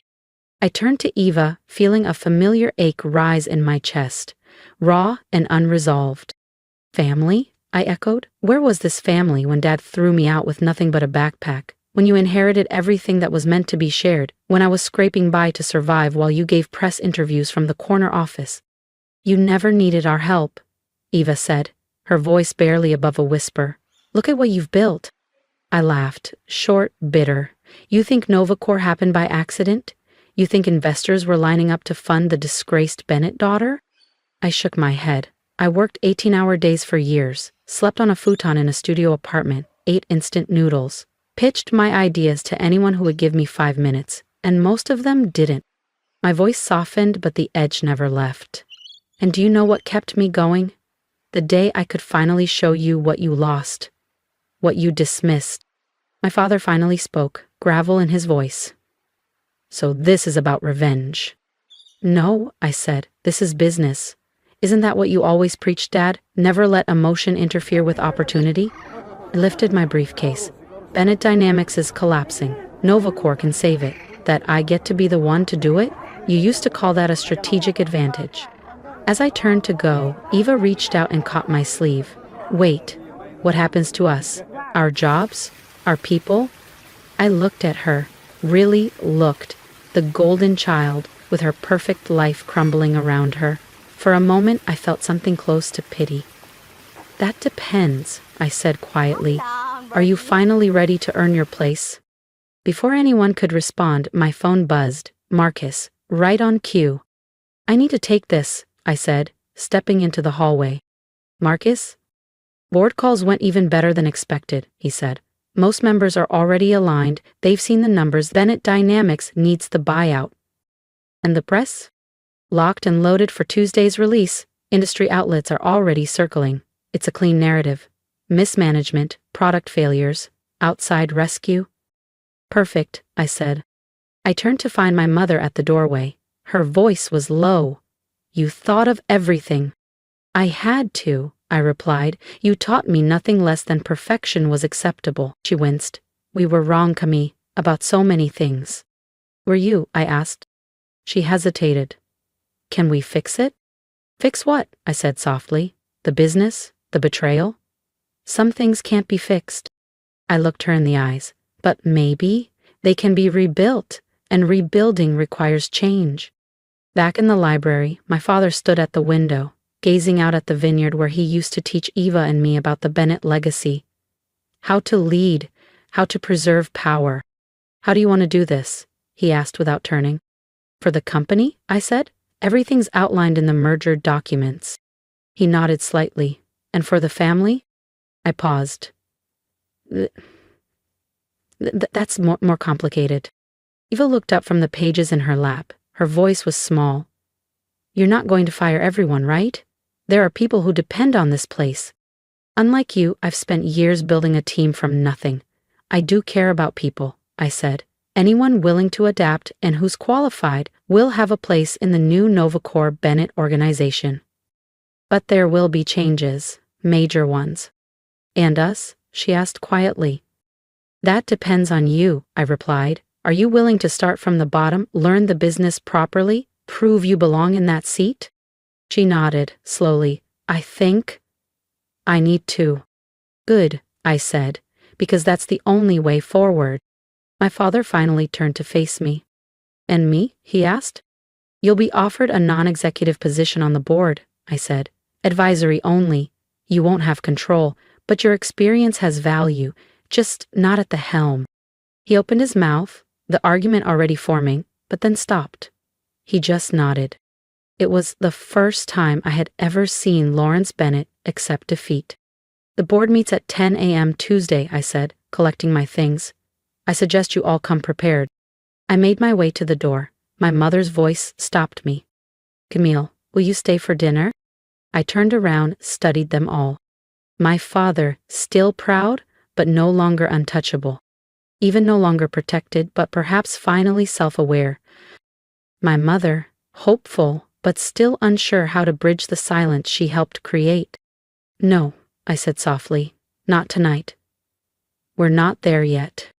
But maybe, someday. The next few days passed in a blur. Presentations, final calls, strategy reviews. Marcus kept me posted. Most board members were fully behind the merger now. Then, Monday night, in my Napa hotel suite, a text lit up my phone. Eva, can we talk? Just us? I almost ignored it, but something in me paused. I typed back. The lobby bar, 30 minutes. She was already there when I arrived, a glass of Merlot in hand. Thanks for coming, she said as I sat. I raised an eyebrow. What do you want, Eva? She took a breath. I wanted to say, I'm sorry. Not just for now, but for then. For not standing up for you when Dad cast you out, Eva said, her voice barely above the jazz humming through the bar. For taking everything without question, for being exactly who they wanted me to be, instead of who I needed to become. I gave a small nod to the bartender. You're just now realizing that? No, she admitted, eyes dropping to her glass. I've known for years I was in over my head, that I wasn't cut out to lead Bennett Dynamics. I studied her face. She looked stripped bare, no press polish, no inherited confidence, just honesty. So what changed? I asked. You did, she said, watching you build Novacor from the ground up. Seeing how people followed you not because they had to, but because they believed in you. That's real leadership. And I never had that. I searched for signs of a performance, but there was only fatigue and genuine regret. You understand we can't go back, I said carefully. I know, she nodded, and I don't want to. I just want to do it right this time, from the beginning. Will you teach me? The next morning I stood before the Bennett Dynamics board, the same wood-paneled room where I'd once been called a liability. Only now I was leading the presentation. Ava and our father sat off to the side, silent witnesses to what had changed. As I laid out Novacor's vision for the merger, the irony wasn't lost on me. 12 years ago, I was cast out for daring to think differently. Now, I was saving the empire that had rejected me. The vote passed. Unanimous. Bennett Dynamics was now officially part of Novacor Labs. As the boardroom cleared, my father approached. You've won, he said, not bitter, just tired. This was never about winning, I replied. It's about fixing what was broken. In the business, and maybe in the family. He nodded. I underestimated you. I was wrong. Yes, you were, I said simply. The real question is, what now? He squared his shoulders, and for a flicker of a moment I saw the man I once admired. I'm gonna watch my daughter run the company. I should have trusted her with, if she'll let me. It wasn't an apology. But it was a beginning. 6 months later, I sat in my Boston office, formerly my father's. Eva stood at the front of the room presenting a new product strategy she'd developed as a junior analyst. Confident, informed, earned. She was finally becoming the leader she was never forced to be. After the meeting, Eva lingered behind as the others filed out. That went well, right? It did, I nodded. You've come a long way in 6 months. Thanks to you, she said quietly, for giving me a chance I probably didn't deserve. I smiled faintly. Everyone deserves a shot to prove themselves, even spoiled little sisters who take 12 years to grow up. She laughed, genuinely this time. Not the polished laugh she used to save for investor brunches or gala dinners. This one was real. Mom asked me to remind you about Sunday dinner, she added a little more cautiously. I'd attended 2 family dinners since the merger. They were still awkward, still filled with pauses and unspoken apologies, but they were also something else. A beginning. Maybe, I said, depends on how the week goes. You always say that, Eva teased. But maybe there's more to life than work, Camille. Maybe sometimes Sunday dinner is just Sunday dinner. I looked at her, really looked. The golden girl of yesterday was gone. In her place stood someone more grounded, more real. Maybe, I said. We'll see. Later that evening, working late in my Boston office, I opened the drawer where I kept an old photo. Me and Eva as kids, both of us beaming, arms around each other, before legacy and expectations had torn us apart. My phone buzzed. A message from Marcus. Board report. Key V3 profits up 40% post-merger. Bennett Dynamics division outperforming forecasts. I smiled. My father had found his place on the board, finally listening instead of dictating. Ava was earning every title she held. Even my mother had begun to speak more in meetings and less in whispers. And me? I'd learned something I never expected to. Sometimes, the best revenge isn't revenge at all.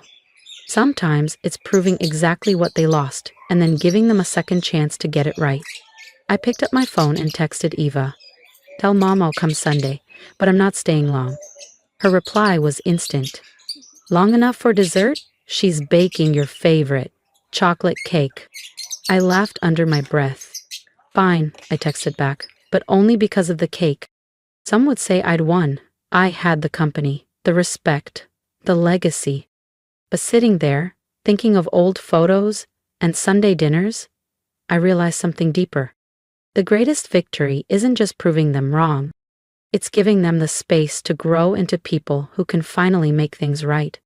Even if it takes 12 years and a corporate takeover to get there. Truly, this wasn't just a story about boardrooms and betrayal. It was about growth, resilience, and learning that healing doesn't always come with applause. If you saw yourself in any part of my journey, leave a comment below. Tell me what you had to overcome, who underestimated you, and what you've built in silence.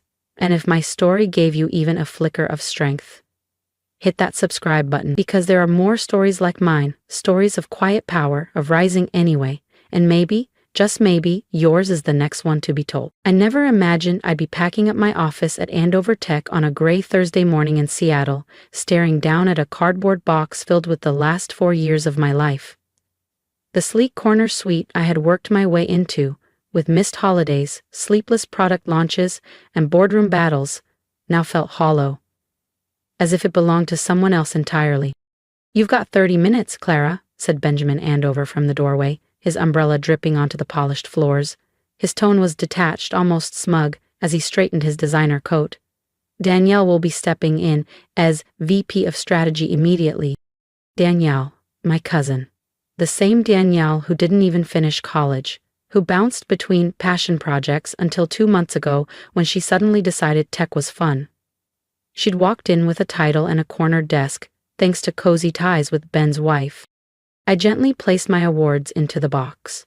Team Leader of the Year, Best Performing Division, and the plaque marking our $20.00 M-Series B milestone. Each one a silent witness to the hours, the sacrifices, the grind. Tossed aside like they meant nothing. "Oh, and your badge?" Ben added, raising an eyebrow. "Security protocol. We can't take chances." I handed it over without hesitation, the corner of my mouth twitching. What he didn't know, what no one at Andover knew, was that I held the deed to the building through a quiet entity called Marlowe Ventures. A name borrowed from my grandmother. I was their landlord. "Of course," I said smoothly, "though I'd suggest someone look over the lease clause we discussed. Marlowe sent a notice yesterday." Ben waved it off. "Danielle can handle it. She's better with people than you ever were." If only he understood. The clause wasn't about a rent review. It was the trigger, termination within 24 hours for any tenant found violating fair employment clauses, like, say, wrongful dismissal tied to nepotism. As I placed the last item into my box, a photograph of me at 14 standing with my grandmother in front of this building before renovation, I could still hear her voice. One day, they'll learn that power isn't about titles. It's about deeds, and who holds them. By 17, I'd mastered zoning law. At 26, I owned this address. And now they were standing on my ground. By 21, I'd founded Marlowe Ventures using the inheritance my grandmother left me. And by 24, I owned the building that Andover Tech now leased, offering them a competitive rate, not because I needed their money, but because I always knew a day like this would come. "One more thing," Ben Andover said as I picked up my box. "The severance package we discussed? The board thought it would be better allocated as part of Danielle's signing bonus." He tilted his head, mock sympathy barely disguising his smugness. "I'm sure you understand. Family first, after all." Family first. I'd heard that phrase so many times it was practically a lullaby. When Danielle needed help paying off her credit cards, my parents drained my college fund. When she totaled her Audi and needed a new one overnight, I was told to be grateful I even had a bus pass. And when she decided she wanted my job, our parents called to gently remind me how selfish it would be to stand in her way. "Of course," I replied, brushing past him. "Family first." The elevator ride down was silent, but my thoughts moved quickly. By now, my attorney, Naomi, would have received my green light. The paperwork was ready. The eviction notice would land on Andover Tech's legal desk by sunrise, citing a breach of the lease's ethics clause, wrongful dismissal with documented evidence of nepotism, targeted rumors, and a hostile work environment. I had the receipts. Every word, every meeting, every whisper. In the lobby, Danielle stood with Elaine Andover, perfectly poised in a tailored blush blazer. Danielle smirked as if she'd won. "Glad you're clearing out," Elaine sneered. "Danielle wants to redesign the entire floor. Your taste was cold." Danielle gave a sheepish shrug. "I'll take care of things, Clara. I promise." I stepped back when she reached for my arm. "Just like you took care of the narrative, right?" "Oh, don't be so dramatic," Elaine said, rolling her eyes. "It's just business." Just like it wasn't personal when Danielle hinted I was emotionally unstable. Just like it wasn't personal when she spread lies about me flirting with clients. Just business. "You're right," I said, my voice calm. "It is just business." Outside, the rain had finally stopped, but a storm still lingered in the air. I placed my box in the back seat of my silver sedan. Not flashy, not new, but mine.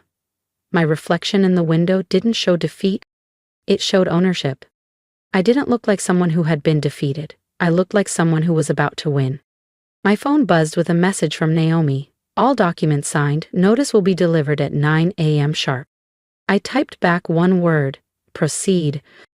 As I drove through the quiet streets back to my modest home in West Seattle, I thought about what tomorrow would bring. Ben's face when he realized Andover Tech had just 24 hours to vacate their headquarters. Elaine's reaction when she discovered their trusted landlord was the woman they dismissed without a second thought. And Danielle, when she realized her shiny new office would be off limits before she had time to hang a single frame diploma. But mostly, I thought of my grandmother's voice. Real power doesn't come from the tallest tower. It comes from knowing the land underneath it is yours. When I pulled into my driveway, there was nothing flashy to suggest I owned one of the city's most valuable commercial properties. Just a small, quiet home, a carefully tended garden, a mailbox with my name. Another buzz. A message from Danielle. "No hard feelings, right? You get it's just business, family brunch on Sunday?" I didn't reply. There would be time for brunches and excuses later. For now, I had a job to do. Inside, I stepped into the real control center, my home office. This wasn't the sleek space I'd just been forced to leave behind. It was better. It was real. Here sat the deed to the building, the founding documents of Marlowe Ventures, and the binders, color-coded, indexed, of every shady meeting, every whisper of favoritism, every HR complaint brushed under the rug. I opened my laptop. First, an email to all Andover Tech employees, scheduled for 8:55 a.m. Please be advised that due to unforeseen circumstances, all staff are to work remotely until further notice. Building access will be suspended starting at 9:00 a.m. Next, the press release. Marlowe Ventures terminates lease with Andover Tech effective immediately due to documented ethical and contractual violations. Finally, I sent instructions to building security. Change all access codes. Lockdown at 9:00 a.m. sharp. My phone buzzed once more. This time, from my mother. "Danielle explained everything. We're disappointed in how you handled this." I stared at the message, unreadable emotion churning quietly beneath the surface. Then, I turned back to my screen. I wasn't done yet. "Why couldn't you just support your cousin?" I placed the phone face down on my desk. Tomorrow they'd understand. All of them. That success built on lies, manipulation, and betrayal isn't success at all. It's rot beneath a glossy surface. Outside, the Seattle rain returned, tapping steadily against my window as I finalized the last preparations. In less than 24 hours, Andover Tech would learn what happens when you underestimate the quiet one, the one who stayed late, said little, and observed everything. They thought they were firing an employee. They didn't realize they were waking a landlord who had spent 5 years laying the groundwork for this exact moment. And Danielle? She'd learned that some battles are already lost the moment you step onto the board. I closed my laptop and stood by the window, watching rain cascade down the glass. Tomorrow's forecast? Stormy, with a 100% chance of consequences. At 8:30 a.m. sharp, I parked across from the Andover Tech building, coffee in hand, watching it all unfold. Employees poured in, chatting, laughing, unaware that their workplace was minutes away from lockdown. At 8:45, Ben Andover's sleek black Audi rolled in, followed by Danielle's shiny rose gold Tesla. Of course, a coordinated entrance. Her big day. At exactly 9 o'clock a.m., my phone buzzed. A flurry of notifications. Access codes changed. Entrance sealed. Naomi on video. Eviction notice served to a very confused receptionist. From my car, I saw the ripple effect. Employees puzzled at the locked doors, security waving them back, groups forming, phones out. And then the crescendo. Ben stormed out, eviction notice in hand, his face dark with disbelief. He shouted into his phone, barking orders that no longer mattered. My phone rang. Ben, Andover. Straight to voicemail. Then again, Danielle. I watched her pacing near the front doors, lips tight, her designer heels slipping on the wet pavement. Declined. A third time, Elaine Andover, decline. Then came the text from Danielle. What did you do? I stepped out of my car, smoothed my jacket, and walked across the street. Heads turned, murmurs spread. Ben spotted me, eyes narrowing as recognition hit.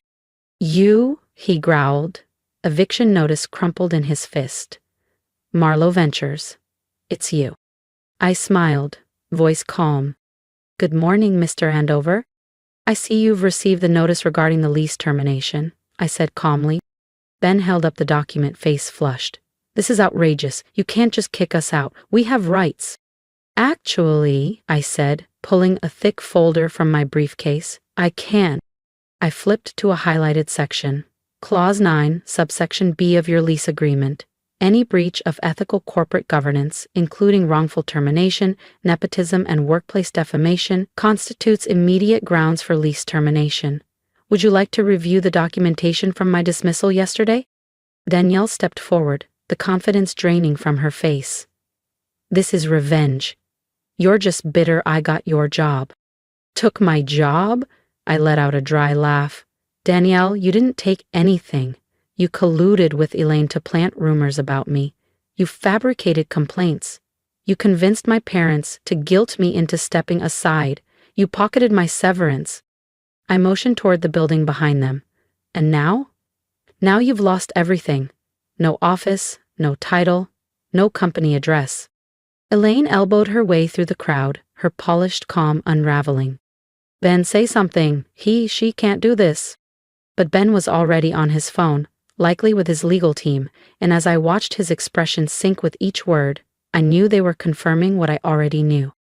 The eviction was airtight, and Marlowe Ventures held every right to enforce it. 24 hours, I announced, my voice carrying over the murmuring crowd. That's how long Andover Tech has to vacate the building. Anything left behind will be treated as abandoned. Ben's voice cracked. You expect us to move an entire company in 24 hours? We have contracts, clients. The same amount of time you gave me to clear out my office, I replied. Nothing personal, remember? Just business. Danielle grabbed my arm, her eyes wide and glassy. You can't do this to me. Clara, I'm your family. I gently removed her hand. Exactly, and you always said family first. So that's what I'm doing. I'm protecting my real family, Marlowe Ventures. Phones were out, people were recording. I didn't care. I had waited 5 years for this moment. Oh, and one more thing, I added, pulling a second document from my folder. This is a formal notice of legal action against Andover Tech for defamation, workplace discrimination, and wrongful termination.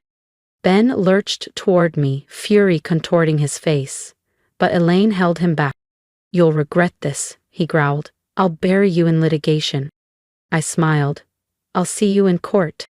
I smiled, thinking about the archive I had built over the last 5 years. Every offhand comment, every backroom deal, every whisper of misconduct, documented. Every email, every meeting recording, every shady transaction, preserved with precision. I looked forward to discovery, I said calmly, watching Ben's expression twitch. I'm sure the board will be very interested in some of the materials I've compiled. That landed. He knew exactly what I meant. The questionable vendor kickbacks, the consulting payments to his golf buddy. The HR complaints swept under the rug.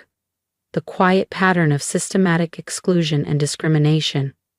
All of it, ready to be unsealed. I checked my watch. You've got 23 hours and 45 minutes left. I'd start packing. As I turned to walk away, Danielle called out, voice trembling. What about Sunday brunch? Mom and Dad already made reservations. I paused, then turned slightly. Tell them I won't make it. I'll be busy leasing to a new tenant, one that doesn't treat loyalty like a liability. The next few hours were chaos. Box trucks lined the street. Employees rushed out with monitors and chairs. Executives whispered frantically into phones. I watched the entire spectacle from Naomi's office across the street, where we were already receiving offers from new tenants. By midnight, Andover Tech was mostly cleared out. I returned to what had been my office. Danielle hadn't even taken down my framed vision board or the founder's quote of the month. I stood by the window watching Seattle's skyline glow in the night. My phone buzzed endlessly. From Mom. How could you betray your cousin like this? Dad. We didn't raise you to be vindictive. Danielle, you've destroyed everything. But one message made me pause and smile. It was from my grandmother, sent from my late grandfather's old number. He would be so proud. You're the only one who understood what real power looks like. The next morning, headlines exploded. Andover Tech evicted in corporate scandal. Family feud erupts into business blow-up. But my favorite? Marlowe Ventures steps into the spotlight, the quiet force behind Seattle's property boom. The article praised our strategic property acquisitions and long-term vision, naming the Andover building as just one piece of a much larger portfolio. A week later, I received a dinner invitation, not from my parents, but from my grandmother. When I arrived, she was already waiting, seated in her favorite chair, a spark in her eyes that said everything without a single word. Your grandfather kept a journal, my grandmother said, handing me a weathered leather notebook. He wrote about you often, said you were the only one who truly understood his lessons, about patience and where real power lies. I opened it, instantly recognizing his neat, looping handwriting. My granddaughter asked me today why I invest in old buildings instead of new ones. I told her what my father told me. Real value isn't in what stands above the ground, but in owning the ground itself. She understood. Look how far that girl will go. I blinked, holding back emotion. Danielle called, my grandmother added, pouring tea. She's moving, says she can't find work here anymore. I nodded, thinking of the email I'd received earlier that day. A proposal from a leading tech firm to lease the building. Their plan? A startup incubator on the lower floors, offering affordable space and mentorship to first-time founders. She always said, my grandmother mused, revenge is a poor man's game. Real success isn't about payback. It's about getting ahead and bringing others with you. I smiled. It was never about revenge, I said softly. It was about justice. And now, it's about building something better. That night, as I drove home, I passed the building that had once carried the Andover Tech name. The sign was gone now, just clean glass, waiting for the future. My phone buzzed.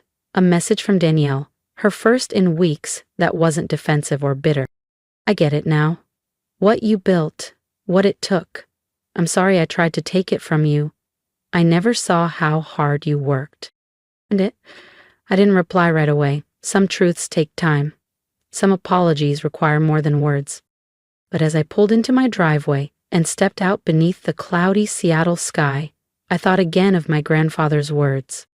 True power isn't about having the biggest office. It's about owning the ground beneath their feet.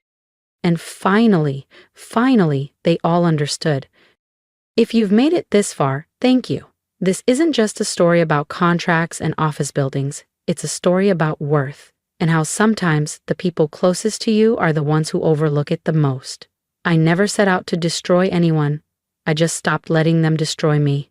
And if you've ever been dismissed, underestimated, or made to feel like your loyalty was a weakness, I hope my story reminded you that quiet strength is still strength. You don't have to shout to be powerful. You don't need revenge to win. You just need to know your worth and keep building, even when no one's watching. Now, I want to hear from you. Have you ever had to walk away from something or someone to protect your peace? Have you ever been pushed aside only to come back stronger? Share your experience in the comments. Let's talk about it. Because sometimes the most empowering thing we can do is speak the truth and remind others they're not alone. And if this story moved you, consider subscribing, not just to follow more stories like mine, but to stand with those who are quietly reclaiming their power, one bold decision at a time. You'll need to wear this. My cousin Rachel dropped a crisp black uniform on the bed without even looking at me. The staff's short tonight. Since you work in hotels or whatever, you can help out. I held up the butler's jacket, biting the inside of my cheek to keep from smiling. If only she knew. I didn't just work in hospitality. I owned the Silver Pines Lodge, the exact place she was about to walk down the aisle. You want me to serve drinks at your wedding? I asked, keeping my voice level. Rachel smoothed her silk veil in the mirror and shrugged. It's not like you were really invited, Elena. Uncle Mark says this is a good reminder for you. Some of us were meant to lead, and others, well. She trailed off, but the message was clear. She had no idea that just weeks ago, she'd been sobbing into her phone when her original venue fell through. No idea that I had personally approved her emergency booking. No idea that this entire venue, this luxury mountaintop resort, was mine. 8 years ago, at 25, I walked away from the Carter family business. I didn't want to flip houses or push overpriced condos. I wanted to create experiences, spaces where people felt seen, valued, and pampered. They called me a disgrace. My uncle said, no real woman leaves a legacy behind to make beds for strangers. But that's exactly what I did, starting from the bottom as a front desk clerk. I learned the business inside and out. Now, I own 7 boutique properties across the country. Celebrities, politicians, and Forbes-listed execs all know my name. Elena Wright, founder of Wright Hospitality Group. The Silver Pines Lodge book's out 2 years in advance. But for Rachel, I made an exception. The ceremony's at 5, she added, scrolling her phone. Be downstairs by 3 to help set up. And Elena, don't embarrass the family, okay? I smiled. Wouldn't dream of it. After she left, I turned to my laptop. The wedding file was still open. Client, Rachel Carter. Approved by E. Wright, owner. A message popped up from one of our VIP guests. Excited to see you tonight, Miss Wright. The lodge looks incredible. It does. And Rachel, she's about to find out that the girl she tried to turn into her butler owns the entire stage she's performing on.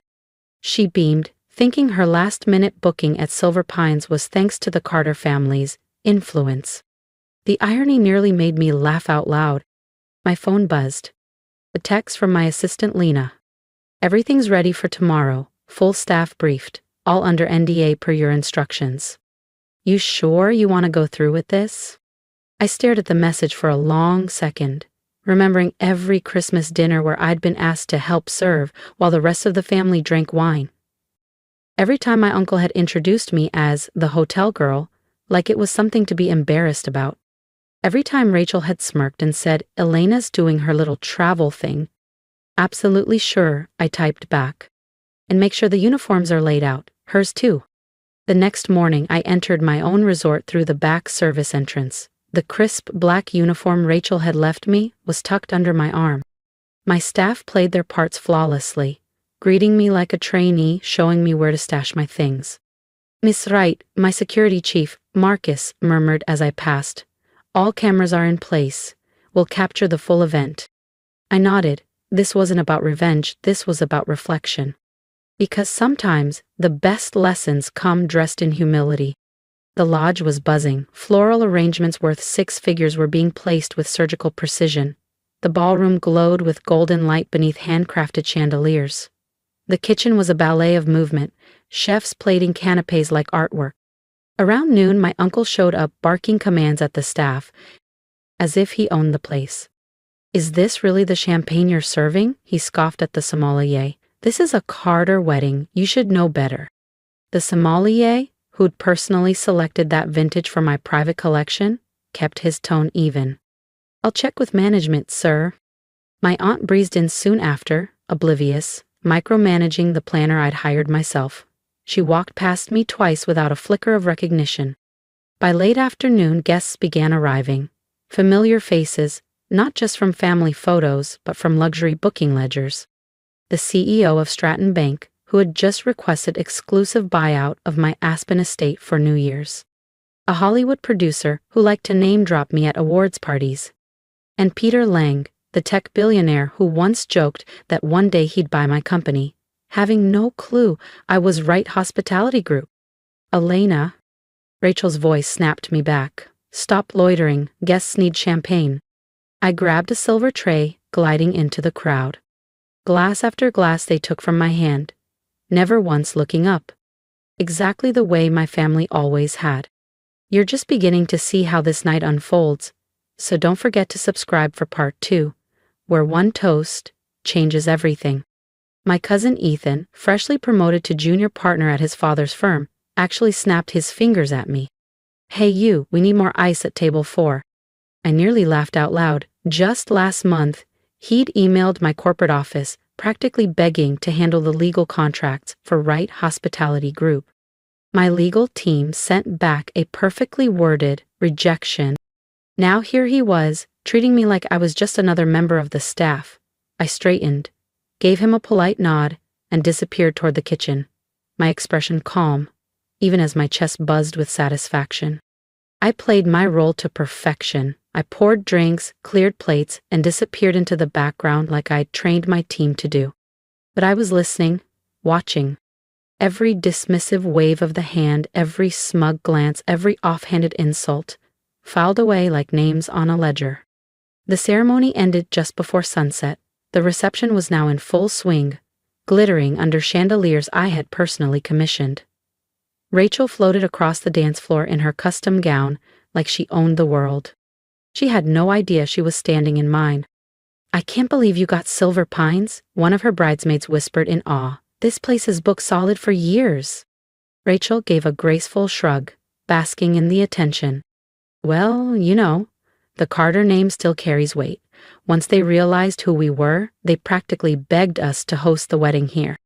I topped off their glasses without a word, letting the irony sit in silence. Elena. My uncle's voice cut through the moment, sharp and commanding. Stop dawdling and bring another bottle of the Bordeaux to the head table, and try not to spill it this time. I hadn't spilled a thing all night. Still, I retrieved a fresh bottle, the very wine I'd selected for this event from my private collection, and made my way to the long head table. He was already mid-story, speaking loud enough for his colleagues to hear. I think it's actually good she ended up in hospitality. Teaches humility. Not everyone is built for real success. They laughed, clinking the Venetian crystal glasses I'd imported just for the occasion. My aunt leaned in to add, at least she's working, unlike Connor, who's still living at home. I glanced at my watch. Almost time. A familiar buzz hit my phone, a message from Lena. All signage is placed. Your signal? I typed one word. Wait. Because like any well-plated course, the best reveals come with timing. Hey, waitress. Ethan's voice again. Tell whoever's in charge that the playlist's trash. This is not the vibe. I nodded smoothly and turned away, my heart calm, my smile quiet. They had no idea that the woman they just dismissed was the one orchestrating every single detail around them. And if you've stayed with me this far, you might want to hit that subscribe button, because what happens next at this wedding, you won't want to miss it. I had personally curated the evening soundtrack, a hand-picked blend of modern classical, performed live by the London Symphony Orchestra, which incidentally I sponsor annually. Of course, sir, I said to Ethan, offering a polite nod. I'll speak to the owner right away. Good luck with that, Rachel chuckled from behind her flute of champagne. Elena, Mr. Wright never shows his face, probably some ancient recluse who doesn't even know what's happening in his own resort. That was my cue. I reached for my phone and sent a single message to Lena. Now, the chandeliers dimmed slightly, conversations across the ballroom tapered off as the LED screens mounted along the walls flickered to life. The Silver Pines logo shimmered on screen in elegant gold. Then came the words, "Welcome to Silver Pines Lodge, a message from the owner." My uncle leaned forward. "What's this?" he muttered, his brow furrowed. The screen shifted. A series of high-definition photos faded in. Me standing beside ribbon cuttings in Singapore and Jackson Hole. Me shaking hands with dignitaries. Accepting the Luxury Hotelier of the Year award. Posing in front of properties with signs that read, Right Hospitality Group. My face, my name, clear as day. Gasps swept the room like a breeze. Champagne glasses paused mid-air. I reached up and slipped off the crisp black jacket I'd worn all evening, revealing a sleek, navy Tom Ford suit underneath. I stepped forward into the center of the ballroom. Actually, I said, voice steady, the owner is very aware of what happens in her resorts. Rachel's glass slipped from her hand, shattering on the marble floor. Ethan choked on his wine. My uncle's face drained of all color. That's not possible, Rachel whispered. Would you like to see the deed? I asked with a smile, or the annual financials? I assure you, everything is quite in order. You own this place? My uncle stammered. All 7 properties, actually, I replied. Silver Pines was the first, the place I learned what true hospitality really means, something the Carters never quite mastered. The screen continued, sweeping drone shots of our Swiss Alpine estate, aerial views of our oceanfront Maldives sanctuary, the rooftop lounge of our San Francisco flagship, my empire, quietly built while they thought I was just folding linens. While you were all too busy mocking my little job, I continued, I was building a brand worth 3 times more than Carter & Sons real estate. That landed hard. Their firm had always been our family's claim to fame. The thought that I had surpassed them without their notice made several jaws visibly clench. Why didn't you tell us? My aunt asked, her voice shaking. I looked her dead in the eye. Would you have believed me? 10 years ago you said no niece of yours would ever amount to anything serving other people. I glanced around the room. Turns out, I wasn't just serving, I was leading. You were right about one thing, I said calmly. I don't work in service. I revolutionized it. Right on cue, Lena appeared at my side, tablet in hand. That's right, the governor is on line 1. Should I let him know you're tied up with family matters? A murmur spread like wildfire. The same governor who earlier had waved me away like I was invisible was now asking for me by name. Elena, Rachel took a hesitant step forward, the lace of her gown brushing the polished marble. We didn't know. I never meant. No, you didn't, I agreed. You were all too busy looking down to ever look up. I turned slightly, addressing the entire ballroom, now a mix of stunned silence and darting glances. But that's okay. While you were focused on appearances, I paused, gesturing around. I was building something real. I took a deep breath and lifted my glass. Please, enjoy the rest of the evening. The reception has been extended 2 hours, on the house. A ripple of soft laughter moved through the crowd. I added with a wink, though I'm afraid I'll no longer be personally serving drinks. A few guests clapped, 1 or 2 raised their glasses in my direction, now realizing exactly who had been walking among them all night. From the front my uncle rose, straightening his designer tie like he was preparing for a boardroom pitch. Elena, he said, voice more careful now. Perhaps we should discuss this in private. Of course, I nodded smoothly. My office is just upstairs. Though you may remember it, you complained yesterday that the penthouse suite was wastefully oversized. A few guests chuckled. The irony had landed. He had spent nearly half an hour lecturing the front desk, my front desk, about hospitality standards, not knowing he was standing in the headquarters of a billion-dollar empire. As the music resumed, the energy in the room shifted. Conversations bubbled, curious, reverent, even embarrassed. She owns everything, I overheard one guest whisper, and they made her serve appetizers. Later that night, after the last champagne flute was cleared and Rachel had disappeared into the upgraded honeymoon suite I'd gifted her anyway, I stood in my office, overlooking the moonlit forest and lake. Lena entered, setting the final event report on my desk. Your family seems subdued, she noted. Amazing what a little perspective can do, I replied, remembering Ethan's awkward apology and my aunt's teary, faltering hug. Are you going to tell them about the expansion? Lena asked, nodding toward the contracts on my desk. The space tourism? I smiled. Bristol Cove had built resorts across continents. Now we were going beyond them, becoming the first luxury brand to offer zero-gravity accommodations. Let's save that for the next family gathering, I said, amused. After all, every great hotelier understands the value of repeat business. My phone buzzed. A message from Rachel. Can we talk tomorrow? I replied, of course. You're booked for breakfast at Ocean View at 9. I own that restaurant too. I own that too. Sometimes the greatest service you can offer isn't pouring wine or clearing plates. It's quietly teaching people what respect truly means. As I stood in the warm glow of my office, overlooking the pine-framed lake and mountains, I knew tomorrow would mark a new chapter in the Carter family legacy. One that wouldn't be built on empty pride or last names, but on earned recognition, and maybe a little humility. Because success was never about who you serve, it's always been about how you lead. And sometimes, leading means stepping back and letting others see what they've been blind to all along. I glanced over at the butler's jacket, still draped over the chair near my desk, a symbol of how low they believed I'd fallen.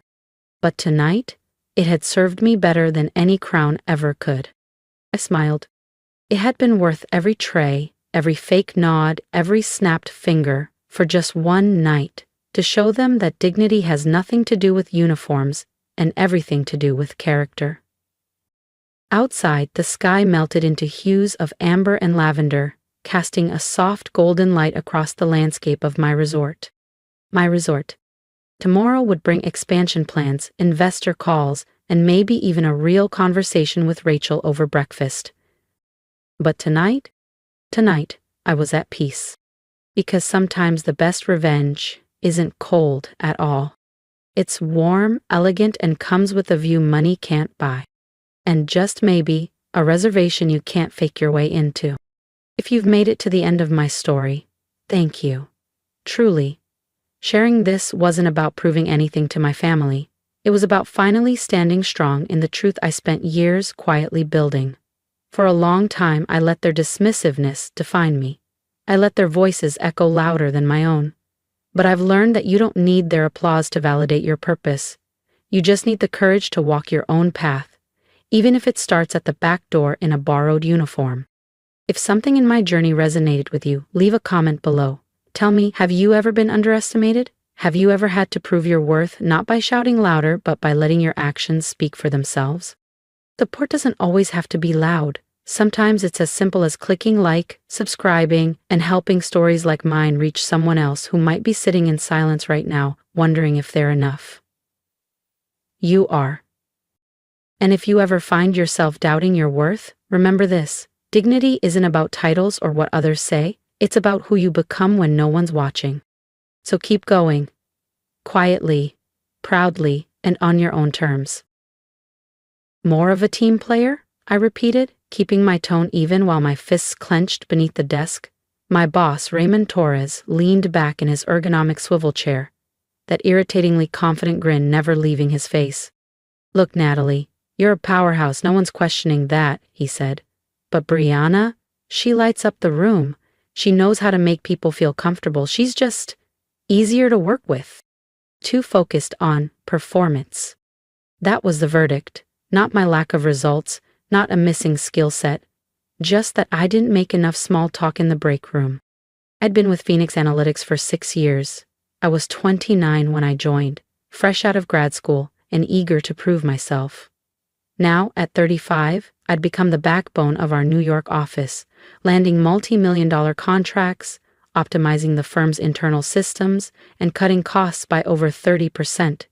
And yet, here I was, bypassed for a promotion in favor of someone who showed up late and left early, but laughed loudly at every executive joke. I stared at Raymond for a moment, watching him pretend to sort through files, expecting me to nod and swallow the rejection.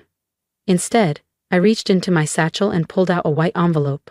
I understand, I said, calmly placing it on the desk. Thank you for your honesty. He raised an eyebrow. What's this?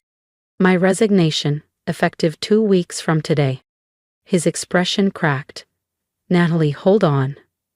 Let's not rush this. It's not rushed, I interrupted, cool and composed. You are right. I am focused on results. That's why I'm leaving. What Raymond didn't know, what no one in that office had cared to notice, was that while I was pushing the firm's numbers up, I was also building something of my own.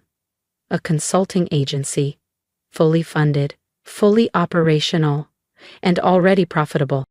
I wasn't walking away in defeat. I was stepping into ownership. If you felt every word like it was your own story, don't forget to subscribe and follow along, because what Natalie does next will prove that walking away isn't giving up. It's leveling up. Something that would make Raymond's promotion decision look like the joke it truly was. As I walked out of his office, I felt every pair of eyes in the Manhattan office follow me. Word spread fast on the 18th floor of Phoenix Analytics, and I could already imagine Brianna mentally picking out throw pillows for my cubicle. Still, I held my head high, returning to my desk with calm precision.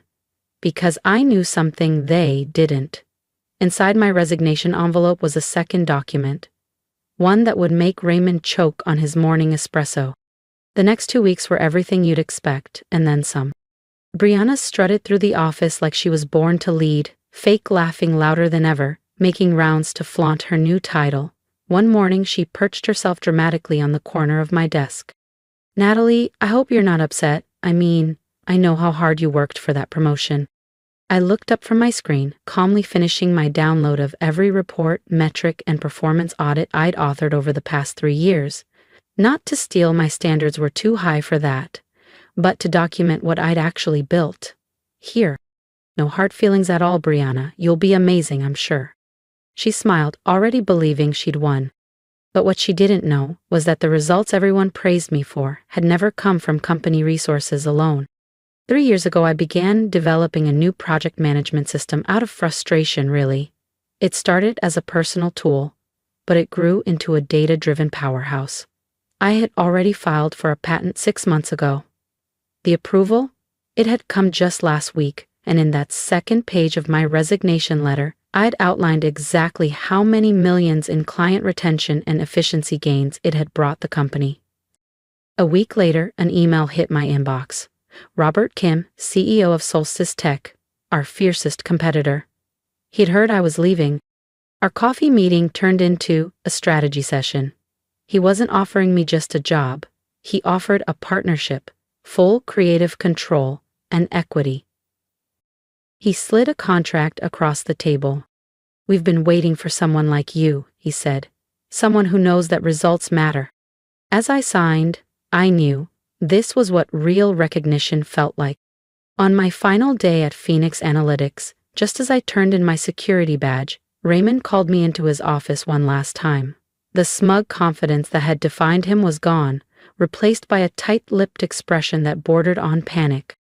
Natalie, we need to talk about this report you included in your resignation, he said, waving the stapled pages in the air with hands that were visibly trembling.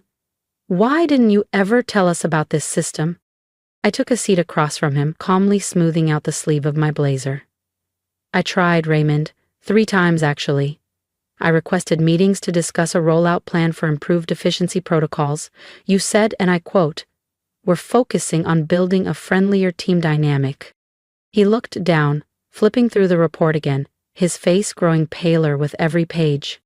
But this is game-changing. The cost savings, the automation models, the client satisfaction metrics, and you already patented it? I nodded. 6 months ago. And I've accepted a leadership offer from Solstice Tech.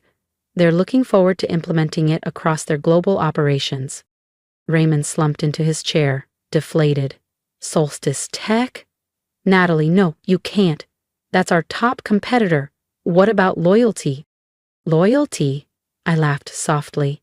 You mean the kind you showed me when you handed my promotion to someone who couldn't deliver a weekly report on time? I stood, letting my voice remain calm but cold.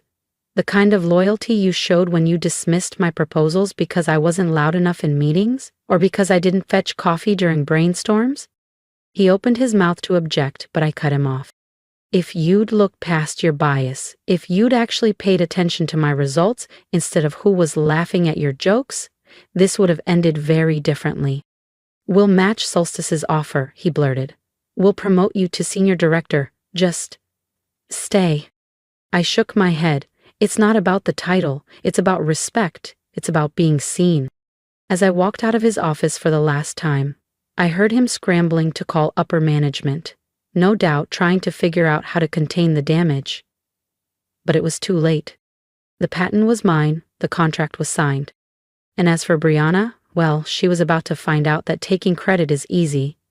Delivering results, not so much. That evening, while boxing up my things, I found a sticky note left on my monitor. Sorry to see you go, keep in touch, Brianna. I smiled, crumpled it, and tossed it in the trash without a second thought. Oh, Brianna would be hearing my name again, the whole industry would. My first day at Solstice Tech felt like stepping onto a different planet. No cramped cubicle, no flickering fluorescent lights. Instead, a corner office with sweeping views of the Hudson River, and a glass nameplate on the door that read, Natalie Reyes, Director of Operational Strategy and Innovation. But the real shift wasn't in the title or the view, it was in how I was treated. Robert Kim, Solstice's CEO, called a full staff meeting to introduce me.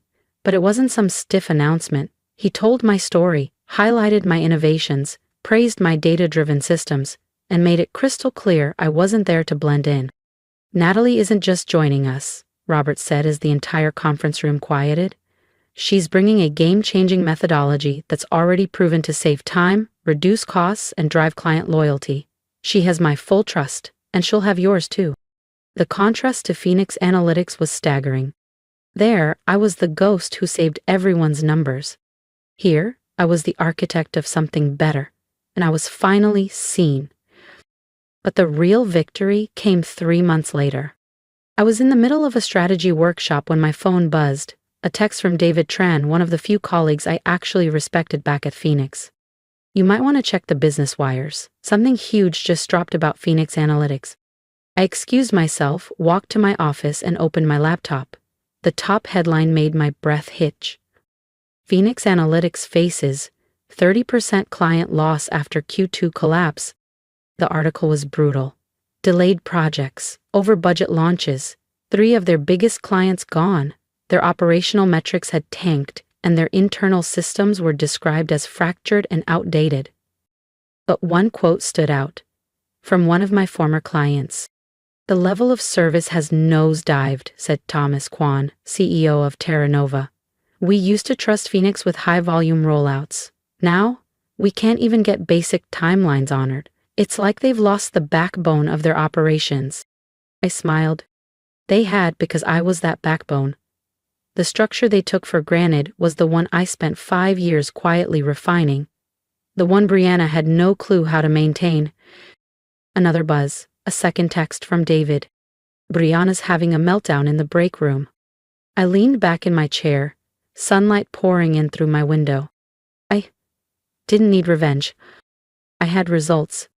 If you've ever been underestimated, overlooked, or outshined by someone who didn't earn it, subscribe to the channel, because Natalie's rise is just beginning, and what happens next will leave the whole industry talking. She's drowning, and Raymond's finally catching on that Brianna has no clue how to keep anything afloat. I set my phone down, the corners of my mouth twitching with irony. Brianna had spent 2 years polishing her image, parroting other people's ideas, and smiling her way through meetings. But now, she had to deliver, alone.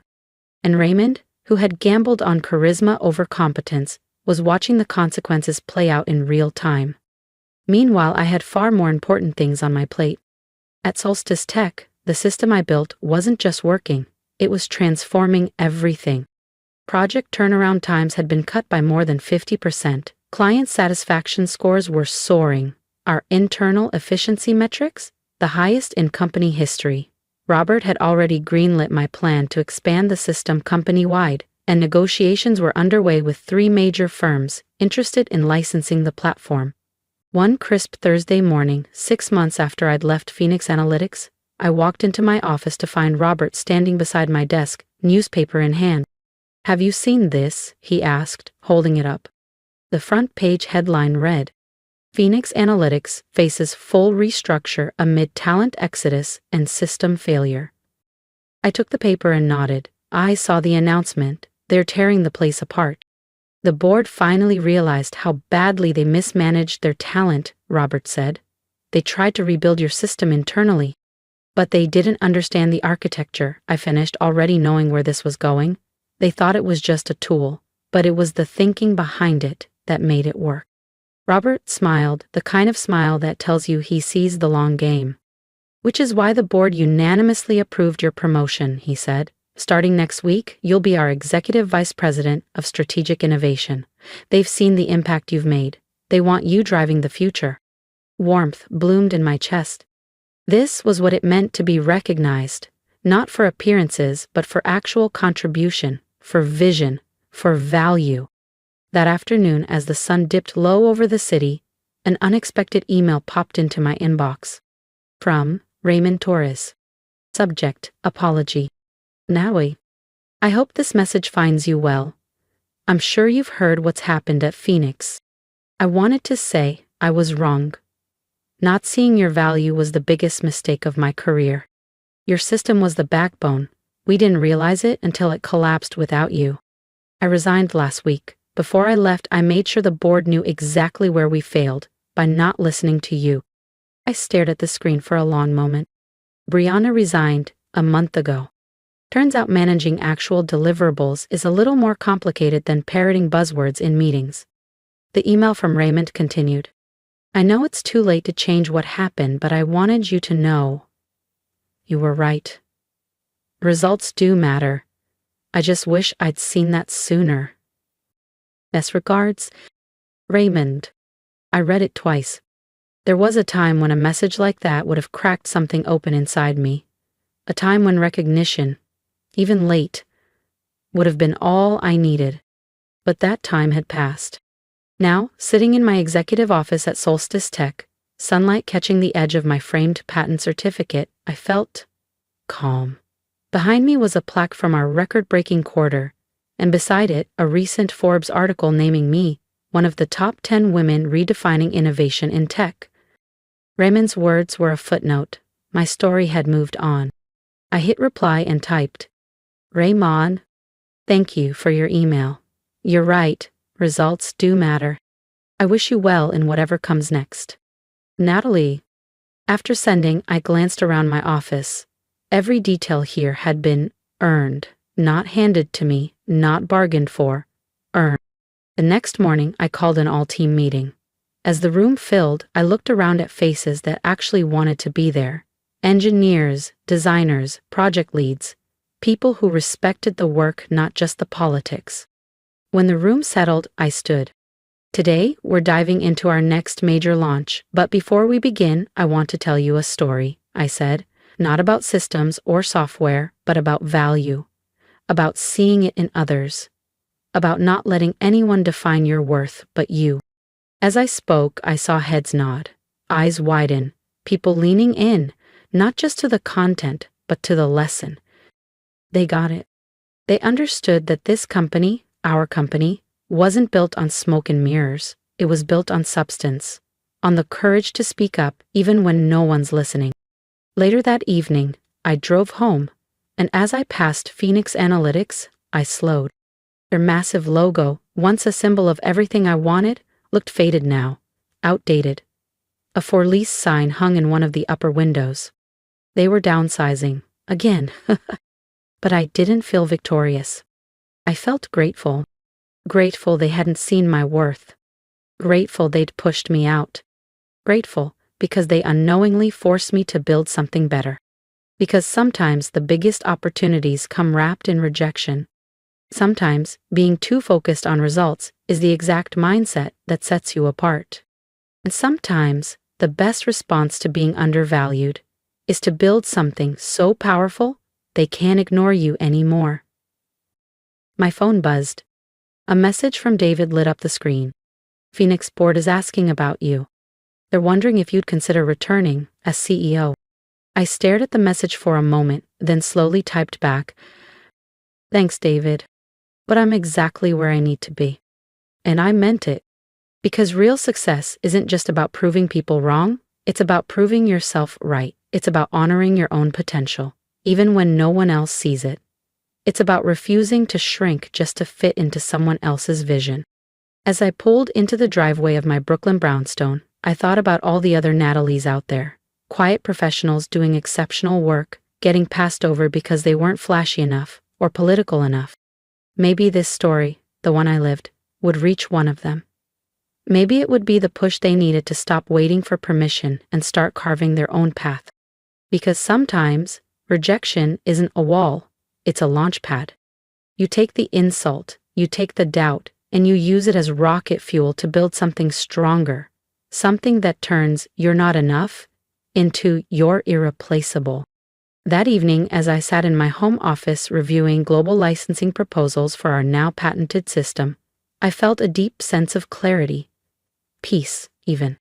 Above my desk hung the words that Raymond once said, like an insult. "You're too focused on results." Funny thing is, he was absolutely right. And that focus, it brought me here. To leadership, to innovation, to purpose, to the place I was always meant to be. If you've made it this far, thank you for walking this road with me. I'd love to hear your thoughts in the comments. Tell me, have you ever been overlooked?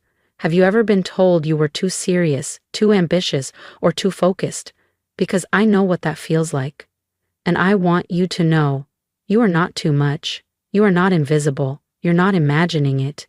Your value doesn't decrease just because someone failed to see it. If this story resonated with you, please consider subscribing, not just to follow my journey, but to join a space where we celebrate people who rise through adversity, who refuse to settle, and who fight to build something real. I want to hear your story too. Leave a comment below and let's talk, because if my journey can be a mirror for yours, maybe together we can remind each other that rejection isn't the end of the story. It's the beginning of your own chapter, one where you write the rules, where you define the win. Keep building, keep believing, and never let anyone make you feel like results are a bad thing.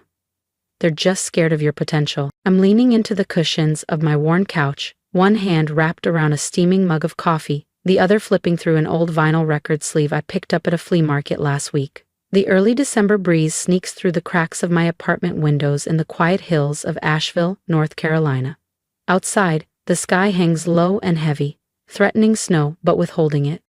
Then, my phone rings, shattering the stillness. The screen lights up. My stomach knots. I tap the speaker, not expecting much. "Jenna, you don't need to come down for Christmas this year," he says breezily, like he's talking about skipping dessert. I blink. "Excuse me?" "It's probably best if you just stay up there this time," he continues smoothly, as if reading off a script, "to keep the peace." "Let me guess, Brooklyn's overwhelmed again," I say, already knowing the answer. My sister, always the delicate one, the one whose mood decided the emotional weather of the entire household. "So, I'm uninvited because Brooklyn might be uncomfortable?" I ask, slowly, each word sharp as glass. He sighs, the kind of sigh that means, "Don't make this a thing. It's just one holiday, Jenna. You'll be fine." I rise from the couch, wood groaning beneath me. One holiday? After I've sent over $9,000, 0 cents this year, just to keep your electric and propane bills paid? Silence. Unemployed. Yes. I'm afraid it's the only option I have for myself. I want to add a city feature to my portfolio, but it's so expensive. Honestly, does she know not the worst emotions? Unemployed, angry? "Don't drag money into this," he says at last, a little defensive. "You offered to help." I laugh, a bitter, empty sound. Offered? When the power got shut off in February and Mom called me sobbing, who paid it within an hour? In May, when the AC failed and you said Brooklyn couldn't sleep without it? Me again. And in October, when she drained her savings on that failed candle business? I covered your heating oil. He doesn't argue, just retreats behind the same tired excuse. "She needs calm, Jenna. She's been through a lot." "And apparently," I mutter, voice flat, I'm just the utility company with no seat at the table. I stare through the fogged-up window as snow begins to drift from the darkening sky. Small flakes swirl and settle on the pavement, slowly covering the walkway outside my apartment. I've been through a lot too, I whisper to no one. But no one ever paused the world for me. Dad's voice, still echoing in my head, had tried to stay calm, almost bored. But I heard it, that flicker of annoyance. Don't make this awkward. It's not personal. I gripped the table's edge until my knuckles paled. Then don't expect another dime from me this winter. And I ended the call before he could say a single word. My finger hovered over the screen until it went black, just like my mood. Outside, the snow kept falling, silent, cold, but not quieter than the silence now filling my apartment. I sank onto the edge of the bed, hands clasped like I was bracing for an impact that had already happened. My thoughts tangled in my head like the old cords jammed in Mom's kitchen drawer. They really went through with it, excluded me from Christmas. No drama, no yelling, just a casual erasure, like canceling a subscription. My eyes drifted to the shelf across the room. A small, framed photo. Thanksgiving 2019. Me, Mom, and Dad. I'd just landed my first full-time job at a freight warehouse. Exhausting hours, minimum pay. But I caught a 6-hour bus ride home anyway, just to sit at the table and eat Mom's dry turkey and listen to Dad rant about fantasy football. That warmth feels like another life now. I stood up, crossed the room, and opened my laptop.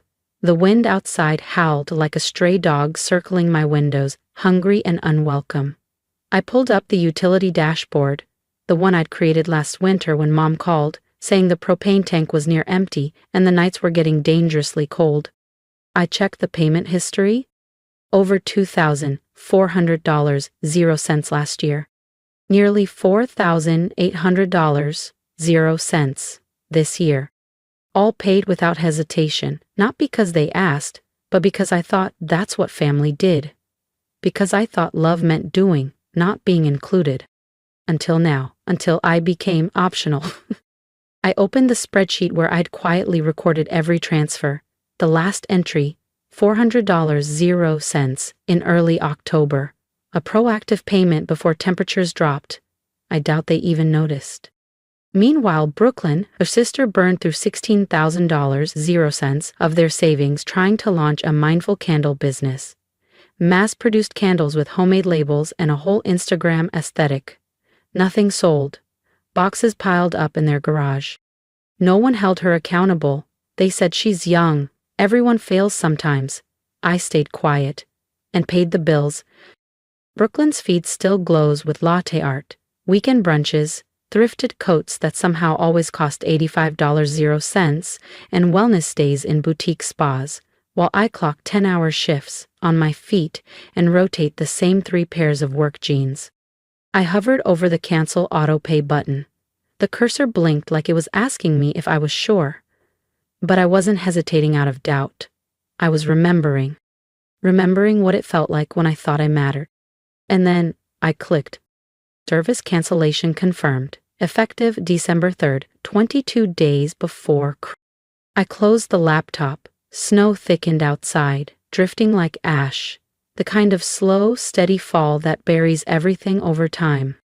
They wouldn't notice at first. Brooklyn would still sip her $7, 0 cents chai. Mom would ignore the cold until the frost reached her fingertips. And Dad? He'd get mad, but he couldn't pretend I wasn't pushed out. And maybe, for once, he'd understand that I'd get cold too. That this time, I chose warmth. For myself. 4 days passed before I heard from Mom. Jenna, the heating system's acting up. Can you check it for me? That was the first message from Mom. No apology, no acknowledgement of the last conversation. Just maintenance. I stared at the screen for a long second, then set the phone face down on the table. I didn't reply. That night, a new text came through, from Brooklyn. No greeting, no question, just one short line.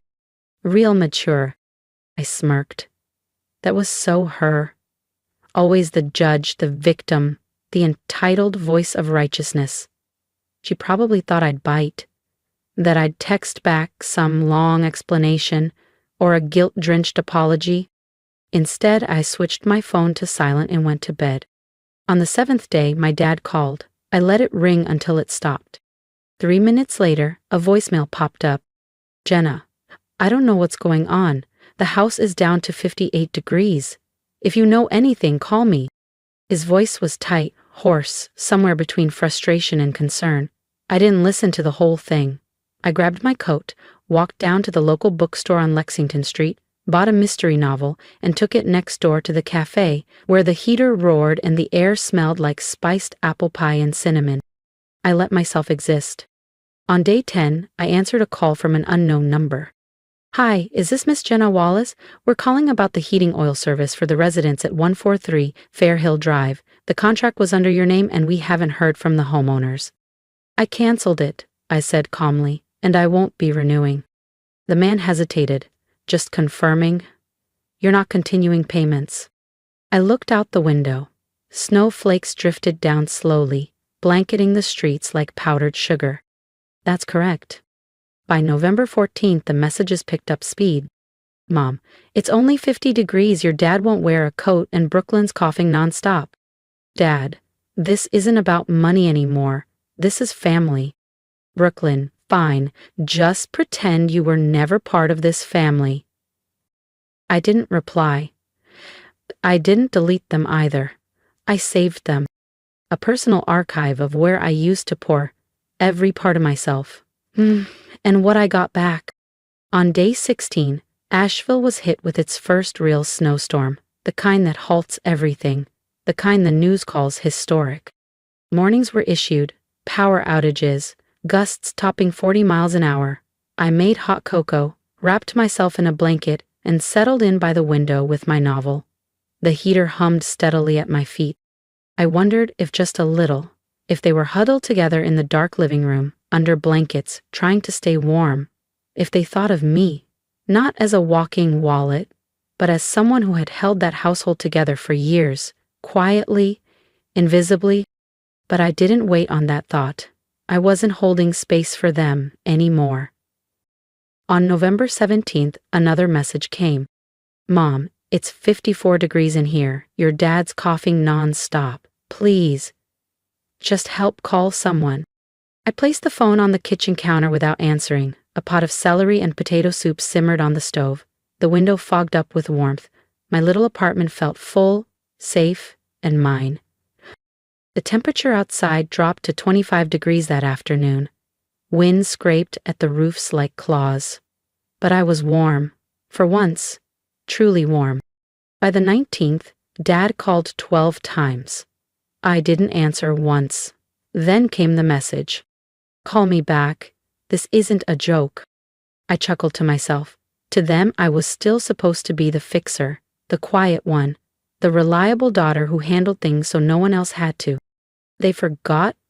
Even kindness has boundaries. That same day, Brooklyn posted a story, her sock-covered feet, with the caption, "Cold enough to feel like we live in a freezer." I didn't pity her. I didn't even feel smug. I just nodded. "Exactly right, Brooklyn. You are in a freezer. One you locked yourself in the day you told me to stay away for peace." On November 21st, Mom called again. Voice raw. "Jenna, it's down to 40. Your dad's sleeping in his coat." I stirred my soup, took another sip of tea, and looked at the thermostat. 73 degrees. I wasn't cold anymore. "My hands are so numb I can't even do the dishes. Can you do something?" That was the message from Mom. It came as I was buttering slices of sourdough for grilled cheese. The oven glowed orange, warming the kitchen, and the scent of sizzling butter filled the room. I didn't respond. That evening, I ate alone in calm silence, the occasional buzz of notifications slicing through the quiet like tiny reminders of a world I had stepped away from. Each time my phone vibrated, I glanced at the screen, then turned back to my meal. I wasn't happy they were cold, but I wasn't sad either. I was simply existing within the lines I had finally drawn after years of being treated like a backup generator for their needs. No permission asked. No thanks given. On November 23rd, 2 days before Thanksgiving, a message from Dad stopped me mid-chop while I was slicing onions. Jenna, if you still consider yourself part of this family, now's the time to prove it. I set the knife down and stared out the window.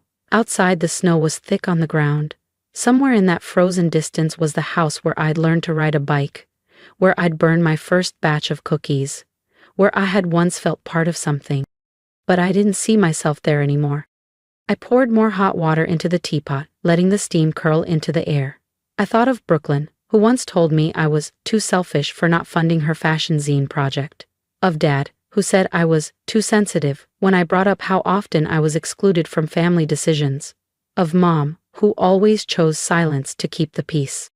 I had been the silent one long enough. That night, I curled up on the couch with a book, wrapped in the fleece blanket I'd bought for myself last winter. The lamp cast a soft glow, and outside the wind whispered over rooftops. My phone rang. I didn't answer. Because sometimes, the only way for people to realize your worth is when you're no longer in the place they always assumed you'd be. On Thanksgiving morning, I woke before sunrise. The city was hushed under a white blanket of snow. No cars, no voices, just stillness. A peaceful reminder that winter had arrived. I made coffee, toasted bread, peeled an orange, no turkey, no stuffing, no cranberry sauce. Not because I couldn't, but because I didn't want the ghosts of old traditions sharing my space. At 10 a.m. I was stretched out on the couch, wrapped in warmth, sipping coffee and watching a documentary on Appalachian folk music. I felt content. I had created this space, this peace. Then the doorbell rang. I knew who it was. I peeked through the peephole. There he stood. Dad, thick gray coat, red cheeks, that same look he always wore when things didn't go his way. Not regret, just expectation. I opened the door slightly. Warm air rushed out and touched his face. Jenna, he said, we need to talk. I leaned against the frame. I don't think today's the right day to. You cut the heat, he interrupted. The house is freezing. Your mom's sick. Brooklyn's locked herself upstairs. It's 38 degrees. I held my gaze. I didn't cut anything. I just stopped paying. That's not the same. He blinked. The account was under your name. We didn't even know it was shut off. Because it wasn't in your name to begin with, I said. I managed it, quietly, for 2 years. Over $8,000, 0 cents. And one phone call from you erased me from dinner to protect Brooklyn's peace. He stiffened. We're out of money. We sold everything. We called the heating company. They want an upfront deposit. We don't have. Your mom's running a fever. We can't hold out much longer. Cold air slipped in through the crack in the door, brushing my legs. But I didn't move. You told me I should stay back to keep the peace for Brooklyn, I said quietly. So I did exactly that. I stayed back. Dad tugged at the edge of his hood, his eyes narrowing as the cold reddened his cheeks. You're punishing the whole family over one sentence said in frustration? I opened the door a little wider, just enough to let him glimpse the inside, the warm light spilling from the kitchen, the soft hum of the space heater, the neatly set table for one. It's not punishment, I said gently. It's just the cost of being pushed aside when I was no longer needed. He stared at me, silent for a moment, then turned without a word and walked away. His footsteps crunched through the snow as he disappeared into the night. I closed the door. The click of the lock echoed with finality. Inside, I poured myself another cup of coffee. For the first time in years, I wasn't trembling. The week after Thanksgiving, I got a call from Haley, my cousin in southern North Carolina, one of the few who still called, who didn't treat me like a shadow just because I wasn't glued to Brooklyn's orbit. Jenna, she said, the wind howling faintly through her speaker, I just talked to Aunt Celia. Things at your folks' place, they're worse than I thought. I sat at my dining table, hands wrapped around a cup of ginger tea, watching the fog build on my window. Brooklyn's moved out, Haley continued. Her boyfriend dumped her. She stayed with a friend for a while, but now she's sleeping on someone's couch in Eden Prairie. I didn't react. I wasn't surprised. Brooklyn had always floated through life expecting gravity to bend around her. But eventually, gravity wins. What about my parents? I asked, voice steady. Your mom's staying in a weekly motel near I-26, she said softly. One of those rundown ones with buzzing neon signs and thin walls.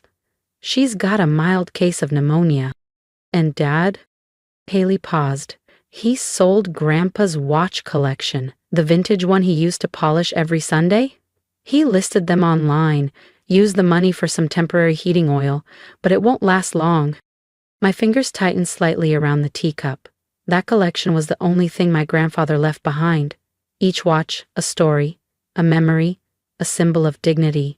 Now, reduced to digital listings, waiting for strangers to click, buy now. You okay? Haley asked gently. I'm okay, I said after a beat, just sad, not for me, for how it all fell apart. I'm not, Haley replied, her voice gaining steel. You did the right thing. If people only reach out when they need something, that's not love. That's just use. We talked for a while longer about her garden, her dog, and her new job. After we hung up, I sat quietly with my phone in my lap, its screen dark and reflective. I didn't feel bitter. I didn't feel righteous. Just resolved. Like someone who had walked far enough to stop, turn around, and finally stop waiting for someone else to catch up. Life returned to its rhythm. Morning coffee, 7 to 3 shifts at the warehouse, evenings at the market, buying warm bread and fresh apples, nights spent curled up with a book, jazz spinning softly in the background. Occasionally, a call from Haley reminded me I wasn't entirely alone. Brooklyn never texted. Neither did my parents. After my dad showed up that day, the messages had stopped. Silence after so much noise. The old house on Ashwood Street? It was up for sale now. Haley sent me the listing. Faded shutters, crooked porch steps, no heat. They couldn't afford to keep it, not with winter just beginning. Sometimes I dreamt of walking back inside. I could still see the linoleum kitchen floor, the oven Mom used for pies, the dining table where Dad read the paper. But in the dream, the lights were off, the house was cold, and no one was there. I never walked in. I just looked one last time and gently closed the door behind me. I wasn't angry, truly I wasn't. But I wasn't sorry either, because I had been cold once too. The difference was, I'd learned how to build my own fire. In early December, Haley called again, laughing. You won't believe it, she said. Brooklyn's online, sobbing about being abandoned by her cruel sister. I smiled. Let her talk, I said. People believe what they want. Because I didn't need to explain any more, not when I had finally chosen myself. From simple things, from clear boundaries, from knowing that sometimes, to truly live in peace, you have to walk away and not look back. That afternoon, the snow lay thick and soft on my small balcony, covering the old lavender pot I'd meant to replant since fall. The wind was sharp, but the silence of the city in below-zero weather wrapped the streets in stillness. I was folding a freshly washed wool scarf when the doorbell rang. At first I thought it was a delivery, but then came a knock. Steady, not demanding, not urgent, just uncertain. I walked slowly to the door and looked through the peephole. She stood there bundled in a worn, oversized coat that nearly swallowed her. A faded scarf wrapped tight around her face. Snow clung to her shoulders, to the brim of her hat, to the seams of her sleeves. She looked small, older. I hesitated, then cracked the door just slightly, leaving a thin sliver of space between us. Jenna, she said, her voice trembling. I'm sorry for just showing up, but I didn't know how long I could wait. Why are you here? I asked, keeping my tone even. In this weather? I took the bus, she said, coughing lightly, walked the rest of the way. Took me almost an hour, but I thought, maybe you'd listen this time. I said nothing, I just waited.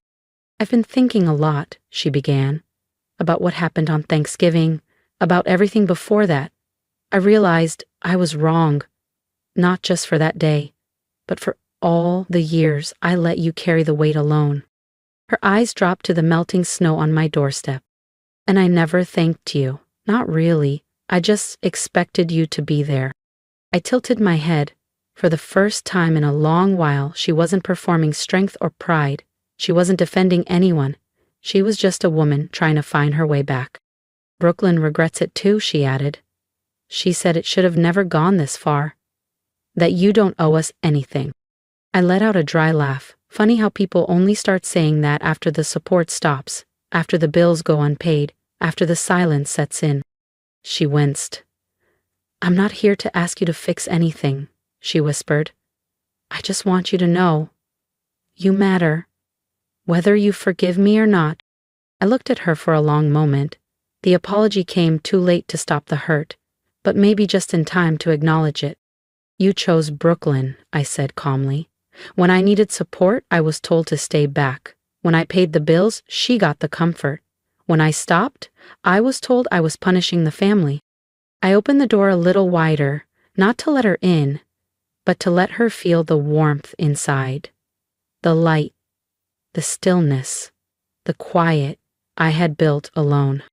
I'm not angry anymore, I said softly, but I'm not the same. I'm not holding this family together anymore. That role's retired. She nodded, tightening her grip on her bag. I understand. We stood there in silence, just long enough for the cold to speak between us. Then she turned and walked away. When I closed the door, I didn't feel victorious, but I felt sure, solid, like the glow of a lamp left on for yourself, not for anyone else. I returned to the couch, resumed the jazz record I'd paused, and curled back under my blanket. By January, Asheville lay under a hush of soft snow. The city froze in silence, but I continued living in warmth. Wool socks, cinnamon tea, quiet mornings, and long, slow evenings. The apartment stayed cozy. The heater by the window never faltered. There were no more messages from Mom, no New Year greeting cards, no check-ins, and for the first time, I didn't miss them. Haley still called every week, the last thread tying me to the past. During our latest call, she sighed. Jenna, you'll never believe this. Brooklyn posted in a community group, asking for temporary housing, said she lost her job and was trying to repair family fractures. I smiled faintly. Let her ask, I said. It's not mine to fix anymore. If this story spoke to something deep in you, about boundaries, self-worth, and finding peace, don't forget to subscribe to the channel. There's more to come. And Jenna's journey isn't over yet. Same old deflecting. I didn't say anything. I just switched my phone to speaker and kept chopping onions. The sharp smell filled the kitchen, blending with the comforting sizzle of the sauté pan. Whatever Haley was saying, it got drowned out in the warmth of that moment. Uncle Ron's trying to sell his old SUV, she said through the speaker. Apparently, he needs the cash to cover some overdue medical bills. I stirred the onions gently, listening without needing to respond. And Aunt Celia? She moved in with a cousin in Knoxville, Haley added, her voice laced with dry humor. Says she needs time to reflect on how she raised her kids. She gave a small laugh. Bit late for that, don't you think? Maybe, I said calmly, but late is still better than never. It was true. As the weeks passed, the fog had lifted from things I once clung to. Not everyone changes. Not everyone is meant to be waited on. Some bonds were never built to carry weight. Some fractures are better left untouched, like ice, too thin to step on twice. I didn't think about Brooklyn anymore. I didn't check for her stories. I no longer felt the urge to explain myself to people who never listened. I simply lived. And each morning in this apartment, waking to the hum of the heater and the golden light across the wood floor, reminded me that this piece, I built it. Not from someone's approval, but from my own choice. By the end of January, I walked down to the used bookstore near Market Street. The owner, a kind man with ink-stained fingers, greeted me warmly. Haven't seen you in a bit, he said. Braving the cold again? I smiled, picking out a novel about women who walked away from everything to start over. Back home, I made tea, placed the book on the table, and curled up near the fireplace. The flames danced across the exposed brick, flickering steady and slow. Like me. Somewhere out there, maybe the house on Ashwood Street was still freezing. Maybe they borrowed space heaters or curled up in coats. Maybe they sat in silence at a table no one had earned a seat at. But not me. I didn't belong to that anymore. The fire crackled and I sipped my tea, letting the warmth settle deep into my chest. because I had chosen peace, and I no longer confused sacrifice with love.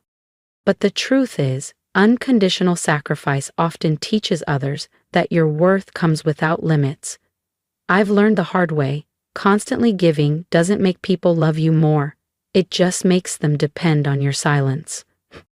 Now, I no longer live to earn a seat at someone else's table. I've built my own, one with warmth, peace, and no need for permission. And that's the most freeing thing I've ever done. If you've made it to the end of my story, thank you for walking this path with me. Sharing this wasn't easy, not because I'm ashamed, but because for a long time I believed that my silence was strength. That being the reliable one, the one who never asked for anything in return, somehow meant I was doing the right thing. But here's what I've learned. When you give everything and only receive absence in return, that's not loyalty, it's quiet self-erasure. To those of you reading this, I want to ask, what would you have done in my place? Was I wrong to draw that boundary, or was it the only way I could finally breathe on my own? I'd truly love to hear your thoughts. Leave a comment, talk to me, like I'm someone you know, because in a way, maybe you already do. And if this story reminds you of your own family, your own quiet sacrifices, let this be a gentle nudge. You're allowed to say enough. You're allowed to stop being the glue holding everyone together when no one ever asked how it felt to shatter under the pressure. You're allowed to choose peace, even if it means letting go of people who never really saw your worth. Support me by subscribing to this channel if you believe in stories like mine. Stories about standing tall after being overlooked. Stories about finding your value not through applause, but through inner peace. There are more stories coming about people who didn't walk away to hurt others, but to finally care for themselves. Because sometimes the bravest thing you can do is walk toward the life you truly deserve. My name is Alyssa Monroe. I was 16 when my parents took me to Portugal. They called it a fresh start trip. I'd just been suspended for skipping school too many times. My grades were slipping. I was angry all the time. And I think they were embarrassed. My mom said I needed a break. My dad said nothing. He rarely did. When they booked a last-minute trip for the three of us, no little brothers, no business calls, I convinced myself it was real. Maybe this was their way of reconnecting. The first few days felt strange, but not bad. We strolled through cobbled streets in Lisbon, took photos with street art, shared pastries and laughs I hadn't heard in years. One afternoon, while waiting to board the ferry to Madeira, my mom wrapped her arm around me. I thought, maybe this is what healing looks like. Our flight home was scheduled for a Tuesday morning. We had breakfast at the hotel, eggs, fresh fruit, espresso. My mom wore a yellow scarf, the one she usually saved for Easter Sundays. My dad kept scrolling on his tablet, not really reading. Then, casually, my mom said, "We're running down the block to grab some souvenirs. Stay here, we'll be back in 10. I didn't even look up. I was texting a friend back home. But they never came back. An hour passed, then 3. I finally asked the front desk if they'd seen them. The clerk looked puzzled. The couple from room 507? They checked out earlier this morning. Confused, I ran upstairs. The room was empty. My things were gone. Passport, suitcase, even the hoodie I always tied around my waist. My heart sank. I called their phones, voicemail, texts undelivered. I didn't know what to do. I sat on the hotel steps crying until a kind couple noticed and walked me to the nearest police station. The next morning, I went to the U.S. Embassy, terrified and exhausted. A woman in a gray suit listened patiently, then checked something on her computer. She looked at me gently and said, "Your return ticket was canceled. You've also been removed from their travel insurance and emergency contacts." That's when I knew. They hadn't forgotten me. They had abandoned me, on purpose. I'm so sorry. It hit me all at once, cold and sickening. They didn't forget me. They removed me. They didn't leave me behind. They left me out. That night, I returned to the hotel lobby, hoping, begging for something, a message, a note, a clue, anything to make it make sense. All I found was tucked in the inside pocket of my denim jacket. A small piece of folded paper, my mother's handwriting, only one line. You're 16 now, old enough to figure it out. That was it. No we love you, no goodbye, just a sentence that cut cleaner than any knife.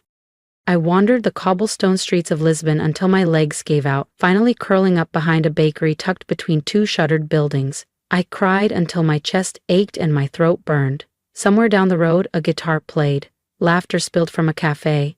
Maybe a wedding, maybe a birthday. Somewhere a family celebrated. And me, I was a shadow on the sidewalk, forgotten. I opened my phone and stared at our last photo.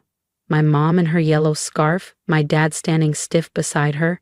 Me, stuck in the middle, pretending, smiling. But now I remembered more. The red stamp on that envelope my dad held the week before the trip. Final notice. The way my mom kept whispering on the phone, too low for words, too sharp for comfort. And one night, I wasn't asleep like they thought. We can't take her with us, my mom had snapped. She'll ruin everything.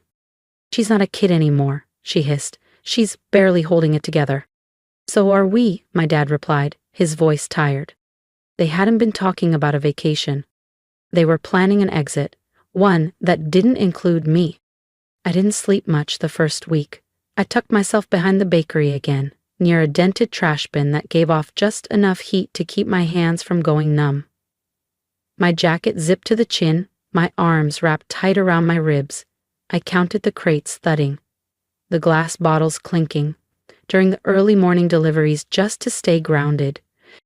On the third morning, I got caught trying to steal a roll of bread off a tray by the back door. I hadn't eaten in 2 days. My fingers were so stiff, I could barely grasp it. A hand grabbed my wrist. I froze. I expected shouting, "Police! Deportation!" Instead, a woman with silver hair and flour-dusted skin stared at me. Her apron was faded, and her gaze was sharp enough to slice dough. "If you're hungry," she said in accented English, "you work." Her name was Lucia, 68, widowed, ran the bakery on her own for decades. That morning she handed me a mop. That night she pointed to a cot behind the flour sacks. No questions, no pity, just space. It wasn't warm, but it was safe. And after everything, I would have taken safe over love any day. Lucia never asked about my parents. She didn't have to. I think she already knew. Day by day, I earned her quiet trust. I scrubbed trays, hauled sacks of flour I could barely carry, and copied her every move. Eventually, I learned to knead dough with my eyes closed. She'd mutter things late at night while wiping down the counters. One evening, as we shaped loaves together, she looked at my hands. "My daughter had hands like yours," she said softly. "Always smelled like yeast, always too curious." I didn't ask what happened to her daughter. She never mentioned her again, but from that night on, she began setting aside the imperfect loaves, wrapped in paper, placed quietly by my cot. It was the first time in weeks I felt something like love. Small, silent, but real. And one afternoon, I found an old laptop in a dumpster. Cracked screen, rusted hinges, but I saw possibility, just like she saw in me. If Alyssa's story moved you even a little, don't forget to subscribe. Her journey is far from over, and what she builds next will leave you speechless. I taught myself how to connect to public Wi-Fi. Awkwardly at first, stealing signal from the cafe across the street when it was slow in the bakery. I found an online GED program and enrolled under a fake name. Every evening after Lucia went upstairs, I'd pull out the cracked laptop, sit next to the humming refrigerator, and study by the glow of the screen. I solved algebra problems while the scent of cinnamon and roasted sesame filled the air. And every time I finished a quiz, I whispered my score like a prayer. Small victories, quiet ones. I kept the same denim jacket, the one I wore the day my parents left me. Not for comfort, but because the note was still in the pocket. "You're 16 now, old enough to figure it out." Sometimes I unfolded it late at night just to prove to myself that I hadn't been broken, that I was still here. But even then, I didn't know who I was anymore. I wasn't a daughter. I wasn't a student. I wasn't even a citizen. I was just a girl who washed dishes in a country where no one knew my name. But I was alive. The first time I made money that didn't come from flour or sweat, it came from a stock I barely understood, a shipping company out of Piraeus. I'd read a wrinkled article in a business journal someone left on a cafe table. Something about restructuring. I didn't know much, but I trusted my gut. Took €200 I'd been saving for winter boots and put it all in. It tripled in 2 weeks. That changed everything, not the money, the mindset. Lucia caught me once, staring at spreadsheets on my laptop, the bakery dark and quiet around me. "You playing accountant now?" she asked, smirking. "Just curious," I said. But it was more than curiosity. I became obsessed. I watched free lectures on business, read translated investment blogs, and even found a grainy PDF of Warren Buffett's essays. I read it 3 times in 1 week, scribbled notes in the margins of old receipts. His voice stayed in my head while I cleaned trays or folded parchment. I started taking risks. Some failed, some paid off. By 20, I had clients. By 22, I had small investors. I registered a business under a Greek translation of my name. It wasn't flashy, but it worked. I helped local vendors with logistics, guided travelers on passive income, built a course for other undocumented kids like me, kids who wanted a future. Lucia never asked how much I was making, but she noticed. The new phone I gave her, the espresso machine I surprised her with, the gas bill that stopped arriving. One afternoon, she looked up from her coffee and said, "You walk different now, not like you're waiting for something to fall on you." I smiled because she was right. I started making anonymous donations to girls' shelters back in Florida. Always quiet, always hidden. Part of me told myself it was just about giving back. But deep down, I wanted someone to wonder, who's helping these girls the way we never did? Still, I never posted about my work, never used my full name. I didn't want fame. I wanted freedom. But no matter how far I got, I still carried that girl from the bakery inside me, the one who counted bread rolls and cried behind trash bins. She showed up in boardroom nerves, in flinches, in self-doubt. I wasn't healed, I was building. And then the past knocked. A certain address showed up in a foreclosure listing. Lucia was the first to see it, quietly sipping her morning coffee, flipping through old international papers. She didn't look up, just slid the paper toward me and tapped the corner. "You recognize that address?" I froze. My breath caught. I knew every digit, every crack in the sidewalk, every creak in the screen door. It was my childhood home. And this time, I wasn't the one being left behind. The crack in the driveway. The one we were never allowed to step on. I remembered it like it was yesterday. My parents' house in Naples, Florida. The one they bought a year after leaving me in Lisbon. The one they showed off on Facebook like it was some fairy tale rebirth. Now, it was on a foreclosure listing, and I couldn't stop staring at the address. I leaned back in my chair, hands flat on the table. A breath slipped out. One I didn't even know I'd been holding. There's a strange stillness that comes when the universe circles back and drops the very thing it once tore from your hands. It doesn't feel like revenge. Not really. Not at first. It feels like silence. Like standing at the edge of something vast and dark, right before the sky breaks. I didn't say anything to Lucia. I didn't need to. She saw the listing, saw my eyes. We flew to Florida on paper as part of Amal Strategies, the consulting brand I'd built from scratch. Neutral name, clean legal footprint, no trace of Alyssa Monroe. The auction took place in the parking lot of the Collier County Clerk's office. A strange blend of khakis, bow shoes, real estate investors squinting at iPads, and couples in wide brim hats fanning themselves with open brochures. No one looked at me twice. Lucia stood beside me, calm and unreadable. She held the bidder card like she'd done this 100 times. I whispered each bid number softly. She raised the card at just the right moments. Business, pure and simple. Until it wasn't. A man in a salmon-colored polo and mirrored sunglasses locked eyes with us across the crowd. He was bidding too, loudly, confidently, irritated we wouldn't back down, but Lucia didn't blink. When the auctioneer slammed the gavel, I didn't flinch. Sold, to bidder 173. Lucia lowered the card. We didn't smile. We didn't celebrate. We just stood there, letting the truth settle. My parents' home, their escape, their sanctuary, their fresh start, now belonged to me. I didn't feel satisfaction, not exactly. What I felt was power. Quiet, cold, controlled. A week later, the notice went out by certified mail.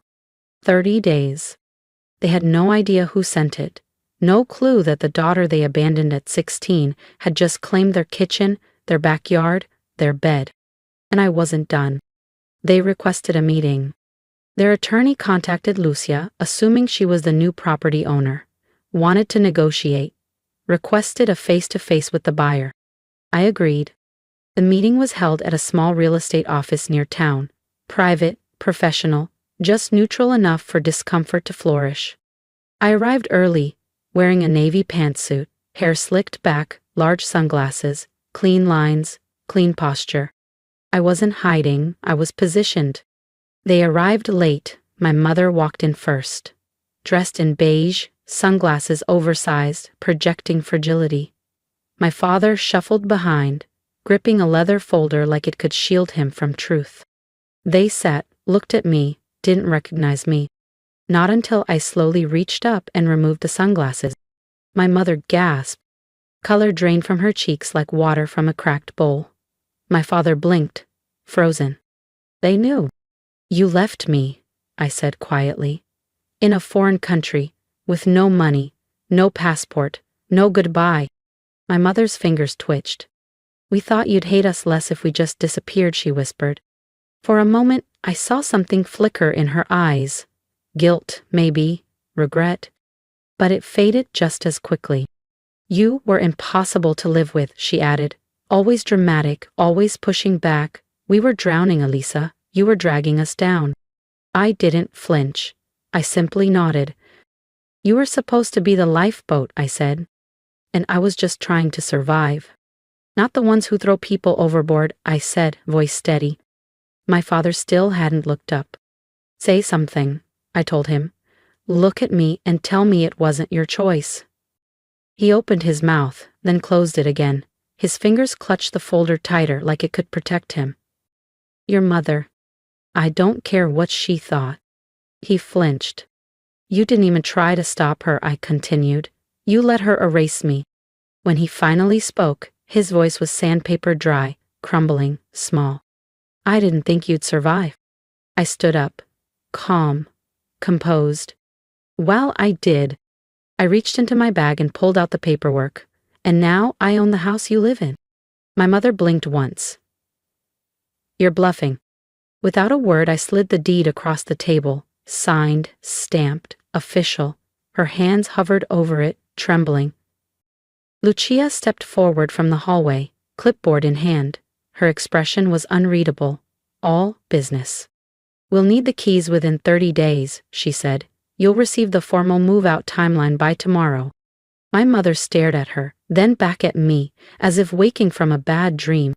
You can't do this, she said, voice breaking. We're your parents. No, I replied quietly. You were my parents, and you made your decision. She started to cry. At first it felt like a performance, like the worn-out role she always slipped into when the consequences showed up. But I didn't flinch. I didn't comfort. Lucia placed a small envelope in front of her. These are the legal instructions, she said. We suggest you read them thoroughly. My father still hadn't spoken again. His eyes were glassy now, hollow. But I felt nothing for him. Not pity. Not hate. Nothing. I turned to leave. Wait, my mother called after me. Why now? After all these years? I paused at the door, then looked over my shoulder. Because I needed you to see my face. When you realized I didn't need you to come back, I just needed you to know. I came back. And then I walked out. They posted about me, of course. Said I was heartless. Manipulated, said I brainwashed myself into believing they abandoned me. Called me a liar. Said I'd stolen their home. Lucia showed me the screenshots. Let them talk, I said. I'm too busy building something real. We converted the house within 4 months. The pale yellow siding got a fresh coat of deep sage green. We replaced the cracked kitchen tile with soft oak laminate, took down the live, laugh, love signs, and filled the space with books, warm lights, real plants. And in the master bedroom, 2 sets of bunk beds, brand new mattresses, lavender pillows, a lockbox for each girl who walked through the door, to keep her things safe, because too many of us had lived without that. Lucia called it the second door. Because sometimes, she said, the first one never opens. She began teaching again, baking classes every Wednesday. Her students were girls like me, too old to be anyone's responsibility, too young to survive alone.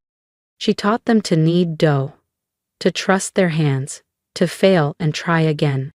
At our first open house, 6 girls came. One wouldn't make eye contact. One flinched at loud noises.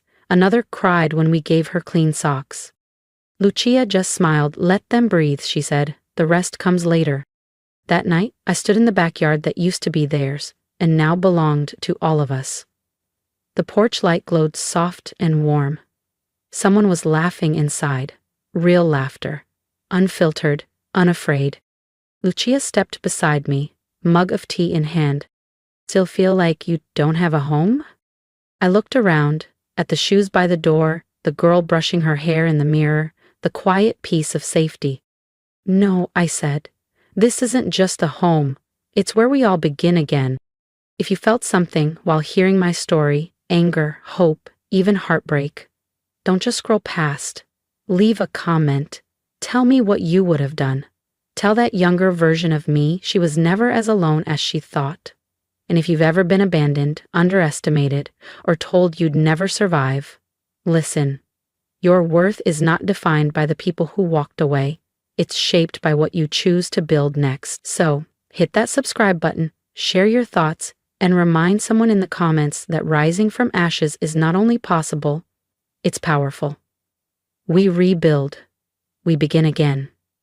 Together. They thought I was just another numbers girl, so they fired me. What they didn't know? I own 90% of the company.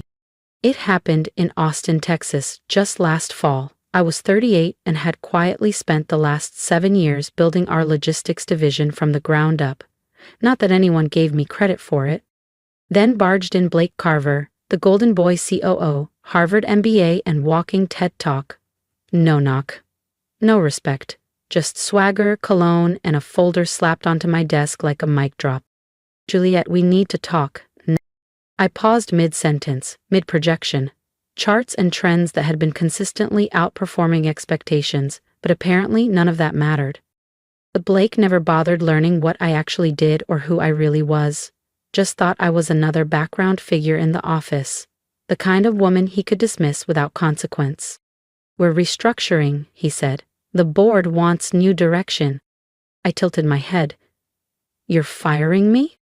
We're not making a scene here, he replied, smirking. You're being released from your position, effective immediately. No performance review, no warning, not a word about the record-breaking quarter my team just posted. He kept talking, something about me lacking executive presence, that I wasn't people-focused enough. His voice was smug, but all I could hear was the quiet hum of irony building behind my calm smile. I stood slowly, closed the folder, and said, You might want to check the shareholder breakdown before you send out any announcements. That's when he froze. Because what Blake didn't know was that I wasn't just a spreadsheet manager. I was the majority shareholder, the controlling vote, the real owner. And now he worked for me. Blake's eyes narrowed. He was waiting for me to cry, panic, maybe even plead. But I dealt with too many over-promoted boys with fragile egos to let this one see me flinch. I'll need your laptop and badge by end of day, he said, trying to sound authoritative. Your access ends at 5, severance infos with HR as usual. I stood calm and measured and extended my hand. Thanks for the clarity. He hesitated, then shook it like he was declaring victory. Blake strutted out with the same smug grin he wore during his morning mirror pep talks. He had no idea I was more than just another division head, and no one else in that glass fishbowl of an office did either. But 2 weeks earlier, everything changed. I'd executed a strategic acquisition, quietly, a private sale that gave me controlling interest in the company my father helped build from the ground up, the same company Blake just kicked me out of. I glanced at the photo on my desk, Dad grinning next to me at the ribbon cutting of our first West Coast office. He used to say, "Wait for the moment, and when it comes, don't blink." So I didn't. I packed lightly, just the photo, a well-worn notebook, and my favorite coffee mug. Outside my office, the silence was deafening. Eyes darted up from screens, then away. Some looked confused, others uncomfortable. A few pitied me. Let them wonder. I walked out into the Texas sun, feeling 20 pounds lighter. They thought I'd been buried, but really, they just cleared my runway. I pulled out my phone and texted my attorney. "It's time, let's move." He replied almost instantly. "Understood. We can call a shareholder vote by Friday." I looked back once at the shiny facade behind me. Blake thought he ended my career. But the next time I walked through those doors, I wouldn't be wearing a badge. I'd be sitting at the head of the table, as the owner, and I wouldn't just smile. I'd run the meeting. If you felt that shift of power, like I did, don't forget to subscribe to the channel. The next part? Let's just say Blake's about to learn what happens when the spreadsheet girl owns the boardroom. My father didn't just leave me a company, he left me his gift for timing. And patience.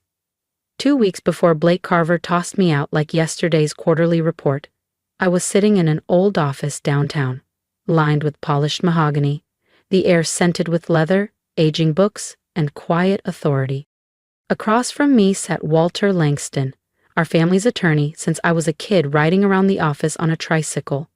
He slid a thick envelope across the desk and folded his hands. "Your father was very clear, Juliet," he said. "You turned 38 in 2 days. He wanted you to open this on your birthday." I raised an eyebrow. A birthday card? A scavenger hunt for hidden stocks? He smiled like someone who knew more than he let on. I didn't open it right away. I waited, just like Dad used to wait for the perfect moment to speak his mind. On the morning of my birthday, I sat in his favorite leather chair by the window. Sunlight filtered through the blinds like it always did when he'd sip coffee and read the paper, pretending the world made sense in black and white. I opened it with a calm I didn't feel.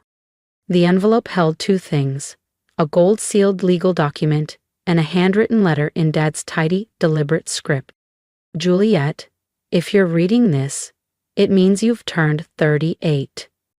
I've watched you work harder than anyone, take less credit than you deserved, and stay quiet when louder voices took up all the air. I also watched what happened after I passed. I feared it might go this way, so I made sure you'd have more than just a seat at the table. I gave you the table." I froze, my fingers trembled. I had to put the letter down just to breathe.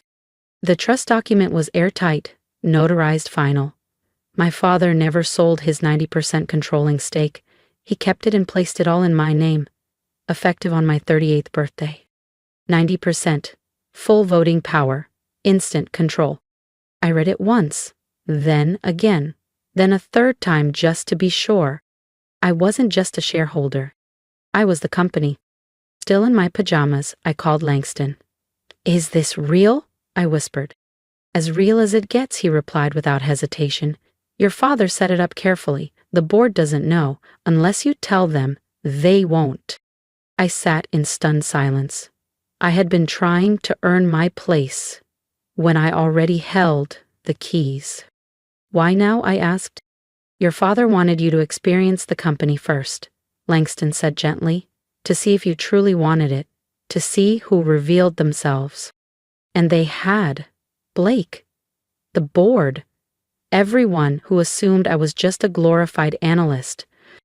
He knew they'd overlook me, underestimate me, try to box me out. And he knew I wouldn't walk away. The next morning, I called Langston again. "We're calling a shareholders meeting," I said, "but don't notify the board yet, not until I say so."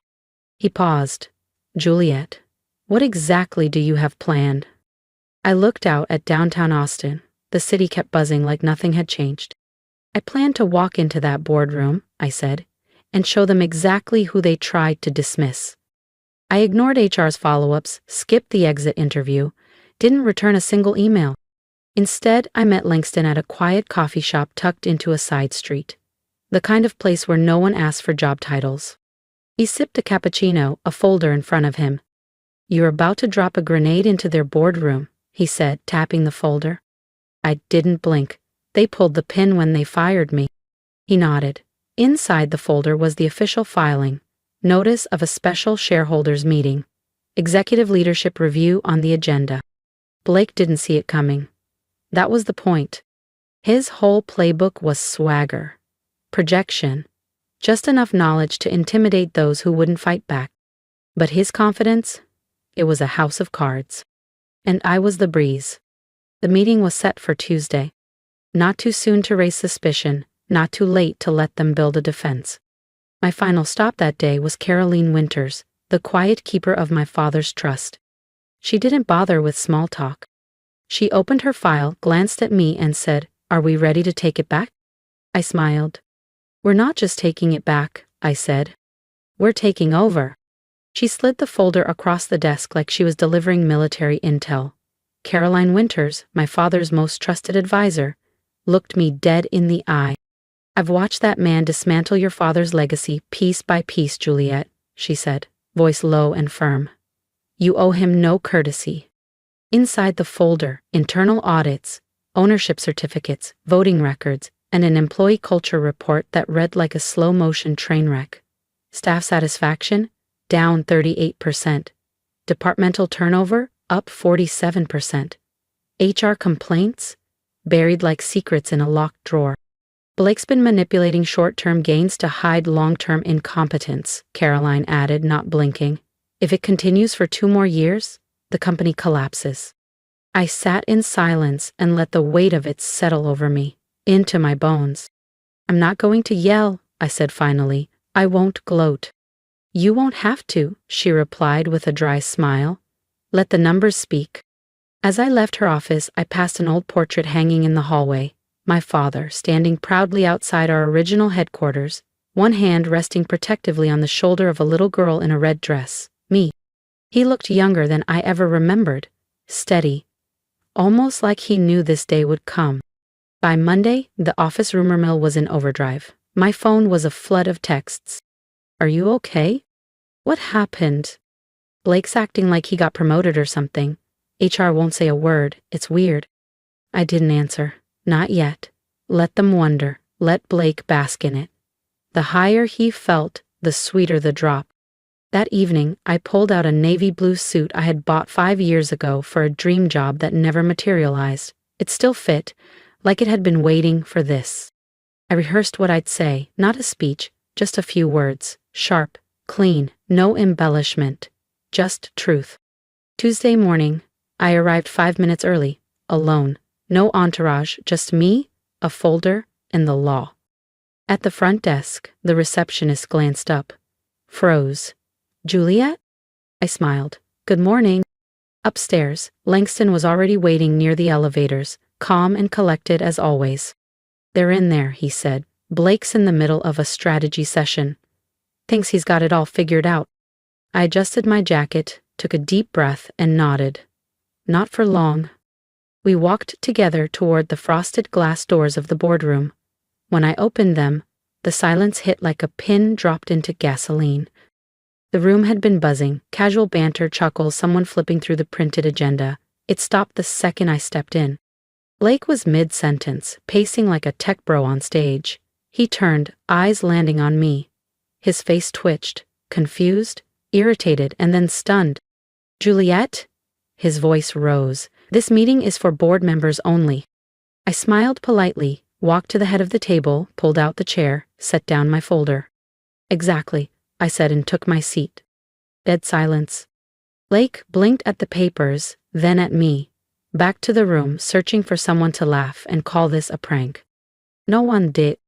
He tried again, louder. As I said, employees aren't allowed in these sessions. I met his gaze, held it. "I'm not an employee," I said, pausing just long enough for it to sting. "I'm the majority shareholder." The temperature dropped 5 degrees. Chairs straightened, eyes widened. Even Mr. Dalton, our oldest board member, leaned in and adjusted his glasses. He reached for the top document in the folder, brows furrowing as he scanned the gold seal. "This accurate?" he asked, voice gravelly. "It is," I confirmed. "The trust transferred 90% of my father's shares to me on my 38th birthday. Everything's filed and notarized. You'll find it all in compliance." Blake looked like someone had yanked his power cord mid-presentation. His jaw clenched, his cheeks flushed in blotchy waves. For once he had no words. I had waited long enough. And now, the real meeting could begin. As expected, Blake turned to insults, the last refuge of a man cornered by truth and stripped of illusion. "You can't be serious," he scoffed. "This is personal. A grudge. A stunt." I remained seated, calm. "It's not a grudge. It's accountability. My father trusted me with this because he knew what this place could become without someone watching." That landed. I felt the ripple travel down the table. No one spoke, but I saw the recognition in their eyes. Blake hadn't led the company with vision. He had fed his ego and built a hollow empire. The numbers didn't lie. His curtain was slipping, thread by thread. I opened the second folder. This meeting was called to conduct a formal review of the company's executive leadership, beginning with the office of the CEO. Blake jumped to his feet. "This is a coup!" I looked at him evenly. "I'm not asking." My voice didn't rise, but the silence did. I began distributing copies of the financial report. "Let's talk performance. No drama, no flair, just facts. Employee satisfaction has dropped 38%. Departmental turnover is up 47%. HR has 3 active, unresolved discrimination claims." I watched their faces shift as the weight of it set in. Some squirmed, others glanced at each other. Nobody spoke.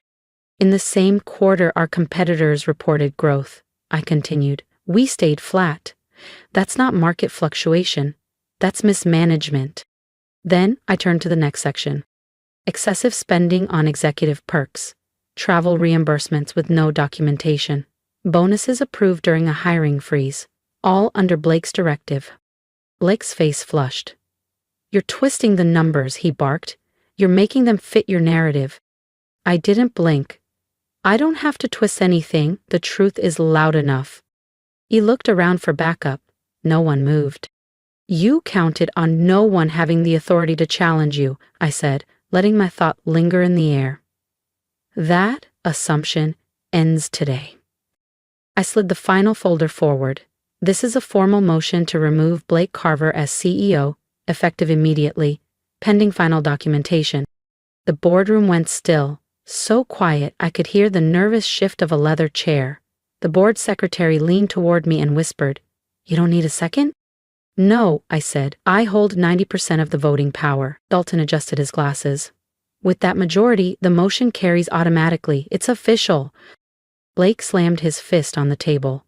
"This is a joke, a power grab." I looked at him the same way I had the day he fired me. Calm. Unshaken.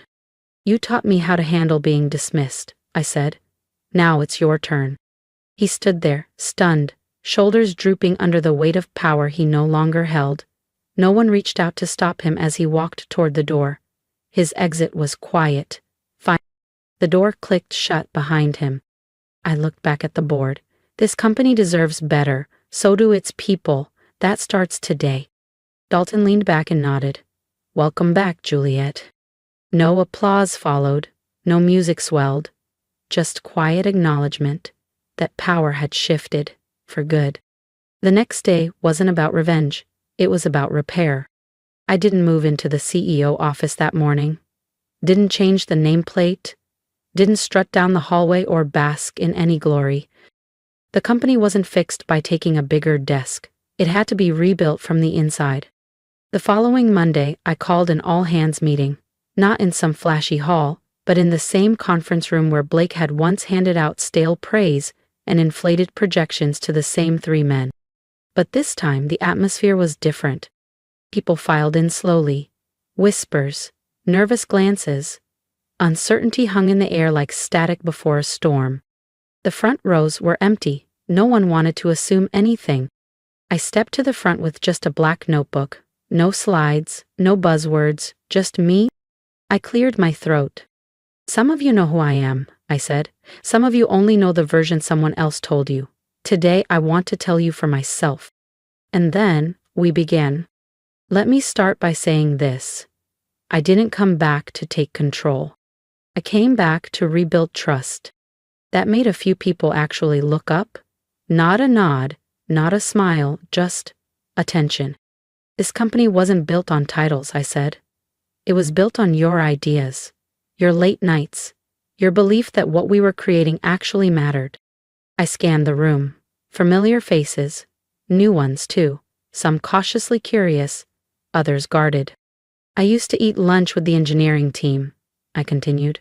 I got strategy proposals from junior analysts that the last exec team never even opened. Receptionists, who never got so much as a birthday card, kept this place running like clockwork. I let that breathe. Somewhere along the way, we lost that. Then, quietly, I smiled. Last week someone told me I wasn't leadership material, that I didn't belong here. And to be honest, a few nervous chuckles, the tension loosened. They weren't entirely wrong. I don't clap for showmanship. I don't kiss rings. I don't pretend problems don't exist. I build, and real leadership, it doesn't wear a title, it listens. And for the next 2 weeks, that's all I did. I didn't barricade myself in some shiny corner office. I walked the halls, sat in break rooms, asked questions, and stayed quiet long enough to hear the answers. What's broken? What's missing? Who's taking credit and who's doing the actual work? The patterns emerged fast. Some people strutted around bloated with unearned authority. Others were patching holes with duct tape and determination, holding entire teams together with zero recognition. So I started moving pieces, quietly but deliberately. I promoted Maya, a former customer service rep who'd been running her team unofficially for over a year. Her old boss had marked her as average. Now, Maya has a door with her name on it and a team of her own. I brought Kevin back, an engineer who'd left after being passed over in favor of someone louder but less capable. He stepped into my office like it was a dream. "Are you serious?" he asked. "Dead serious," I told him. "Come fix what they broke." I overhauled HR. Dusty complaint files were pulled off shelves. I read through every one of them, met with the people who thought no one ever would. The silent reports, the quiet resignations. Middle managers who ruled through manipulation, gaslighting, and fear, gone. No grand exits, just accountability. Then, I finally launched something that had been sitting in my father's notebook for years, the People First Initiative. A system to recognize the unseen, to reward creativity, promote fairness, and honor the ones who solve more problems than they cause. The quiet innovators, the overlooked geniuses, the people too busy doing the work to brag in meetings. No more whisper networks, no more locked doors, no more we're a family speeches while ignoring real issues. Just real people, doing real work, finally getting real credit. One night around 9 p.m., I was walking the halls alone. It used to feel sterile here, like success had a dress code and bedtime. But now? I heard laughter in a conference room, someone microwaving leftovers while cracking jokes on Slack. Plants on desks were actually alive again. One had a sticky note that read, "Water me, I'd like to live." Like all of us. Passing the engineering bullpen, I noticed a whiteboard tucked behind the main desk. In blue marker, scrawled small in the corner. She came back, twice underlined. She didn't fire Martin, she just came back. I stood there, staring for a long moment. No press release, no title change, no boardroom takedown could match that. That was the win. The next Monday, I finally walked into the CEO's office. Not because I had something to prove, but because I had something to restore. I didn't bring much, no fancy decor, no giant framed photos. Just one picture. My father and me on opening day outside the very first office. He was laughing. I was 7. My cheeks were sticky with something, probably jelly. I placed it in the corner of the desk and sat down. Not in triumph, but in purpose. This wasn't a takeover. It was a beginning. It felt like a homecoming. They thought they had seen the last of me when they fired me. But I returned, exactly 1 year later, not as an employee, as their future. I stood once more at the same glass doors, where I had once exited with a cardboard box and a composed smile. Only now I wore a fitted navy suit, carried a slim black folder, and held the full weight of the company's direction in my hands. The receptionist looked up and immediately stood. "Miss Wren, good morning." "Elena," I replied, offering a soft smile. "We're all on the same team now." She smiled back, genuinely this time, not the forced professional kind I used to see. Upstairs the layout hadn't changed. The same polished walnut doors, the same skyline stretching out over downtown Austin. But everything else felt different. The air had shifted, lighter now. People didn't flinch when someone from the C-suite walked past. They looked up, said hello, stopped pretending to be invisible. I'd kept Martin's old office mostly intact. No grand desk with golden nameplates, no oversized monitors broadcasting metrics like a stock floor, and absolutely no framed leadership quotes hanging above a leather throne. Just a clean walnut desk, a pair of comfortable chairs, and photos lining the walls. Of us, not me. Launch days, hackathons, office birthday parties, little moments that mattered far more than Martin ever realized. The only portrait behind my desk was of my father, not to glorify him, but to guide me. That morning, we reviewed our quarterly report. Best numbers we'd seen in 5 years. Customer satisfaction was up 23%, employee retention up 41%, revenue, highest on record. But that's not what stayed with me. It was how we got there. Not through pressure, not through fake metrics or 11 p.m. panic emails asking people to bleed for bonuses they'd never see. We got there together, with honesty, with transparency. People weren't whispering over coffee anymore. They were speaking in open rooms and being heard. Good people weren't just retained, they were empowered. Authority wasn't hoarded. We passed the mic.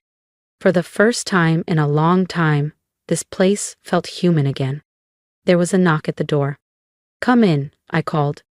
Maya stepped inside, clipboard in hand, our head of client experience now, still wearing her beat-up Converse. We never told people they needed to dress like bankers to be great here. "You ready?" she asked, grinning under her glasses. "They're all waiting in the conference room." I grabbed my folder and followed her down the hallway. The boardroom wasn't new, but the faces were. Half the board were women now, a few in their 40s, others in their 50s, sales, engineering, design, all represented. No more room full of identical suits talking in circles and calling it strategy. At the center of the table sat Richard Tanaka, our newest strategic advisor. Smart, measured, a man who spoke less but always meant more, the kind of quiet wisdom my dad would have respected. "Elena," Richard said, nodding as I took my seat, "would you say a few words before we begin?" I hadn't planned to, but maybe that's why it mattered. I stood, the room hushed. But this time it wasn't pressure I felt. It was trust. "I want to thank every one of you," I said, "for believing in something different, for choosing the hard road when staying comfortable would have been easier." I smiled. Once, I was told I wasn't leadership material. There were chuckles, a few nods. But leadership, I continued, isn't about titles or upgrades to first class. It's about vision, accountability, and the courage to say the uncomfortable thing when it needs to be said. I glanced at the portrait behind me. My father, holding the same red ribbon from our first opening day. "He built this company on those principles," I said, "and I'm proud to say we're finally living them again." No cheers, no standing ovation, just soft, sustained applause, the kind that lasts longer than the sound itself. Later that afternoon, I took the long walk back to my office. Stopped by marketing, an intern beaming after wrapping her first full campaign. Swung through product, developers laughing over half-sketched ideas and half-eaten snacks. And for the first time in years, I didn't just see employees. I saw a family, rebuilt, reborn. And this time, I wasn't the one proving I belonged. I was simply leading us home. Not exhausted, not guarded, just alive. On the last day of one intern's rotation, someone brought cupcakes to the break room. I grabbed one, pulled up a chair, and spent 20 minutes listening to a group of interns talk about nothing particularly important. And that was leadership too. Not always the big vision. Sometimes it's presence, being there, creating a space where people can simply exist without fear. I didn't come back to settle scores. I came back to give good people a real shot. To build a culture where kindness wasn't mistaken for weakness, where the soft-spoken engineer didn't get passed over, where client support wasn't treated like a cul-de-sac career, where respect, not fear, was the currency of influence. They fired me a year ago, smiling, delivering some hollow line about new vision. And now? Now we have vision for real. But this time, it doesn't belong to one person in a corner office. It belongs to everyone in the room. This story isn't just mine. It belongs to anyone who's ever been underestimated, overlooked, or quietly pushed aside. So drop a comment below, let me know what part of this hit home for you. Tell me about your own comeback, your quiet strength, or that moment you realized your voice mattered. I read every one. And if you felt something from this journey, subscribe, not for me, but for us. For the stories that don't always get told, for the ones that don't end with revenge, but with rebuilding, with real leadership, with doing the right thing, even when no one's watching. My advice? Don't waste your energy proving yourself to people who never intended to see you. Build something bigger, something true. Leadership isn't loud. It doesn't always wear a suit. Sometimes it's sitting in a break room with a cupcake, listening to someone who just needed to be heard. Whatever you're working toward, keep going. Stay kind, stay steady, and when your moment comes, don't flinch. Because one day, you'll walk back through those same doors. Not for revenge, but to show them what leadership really looks like.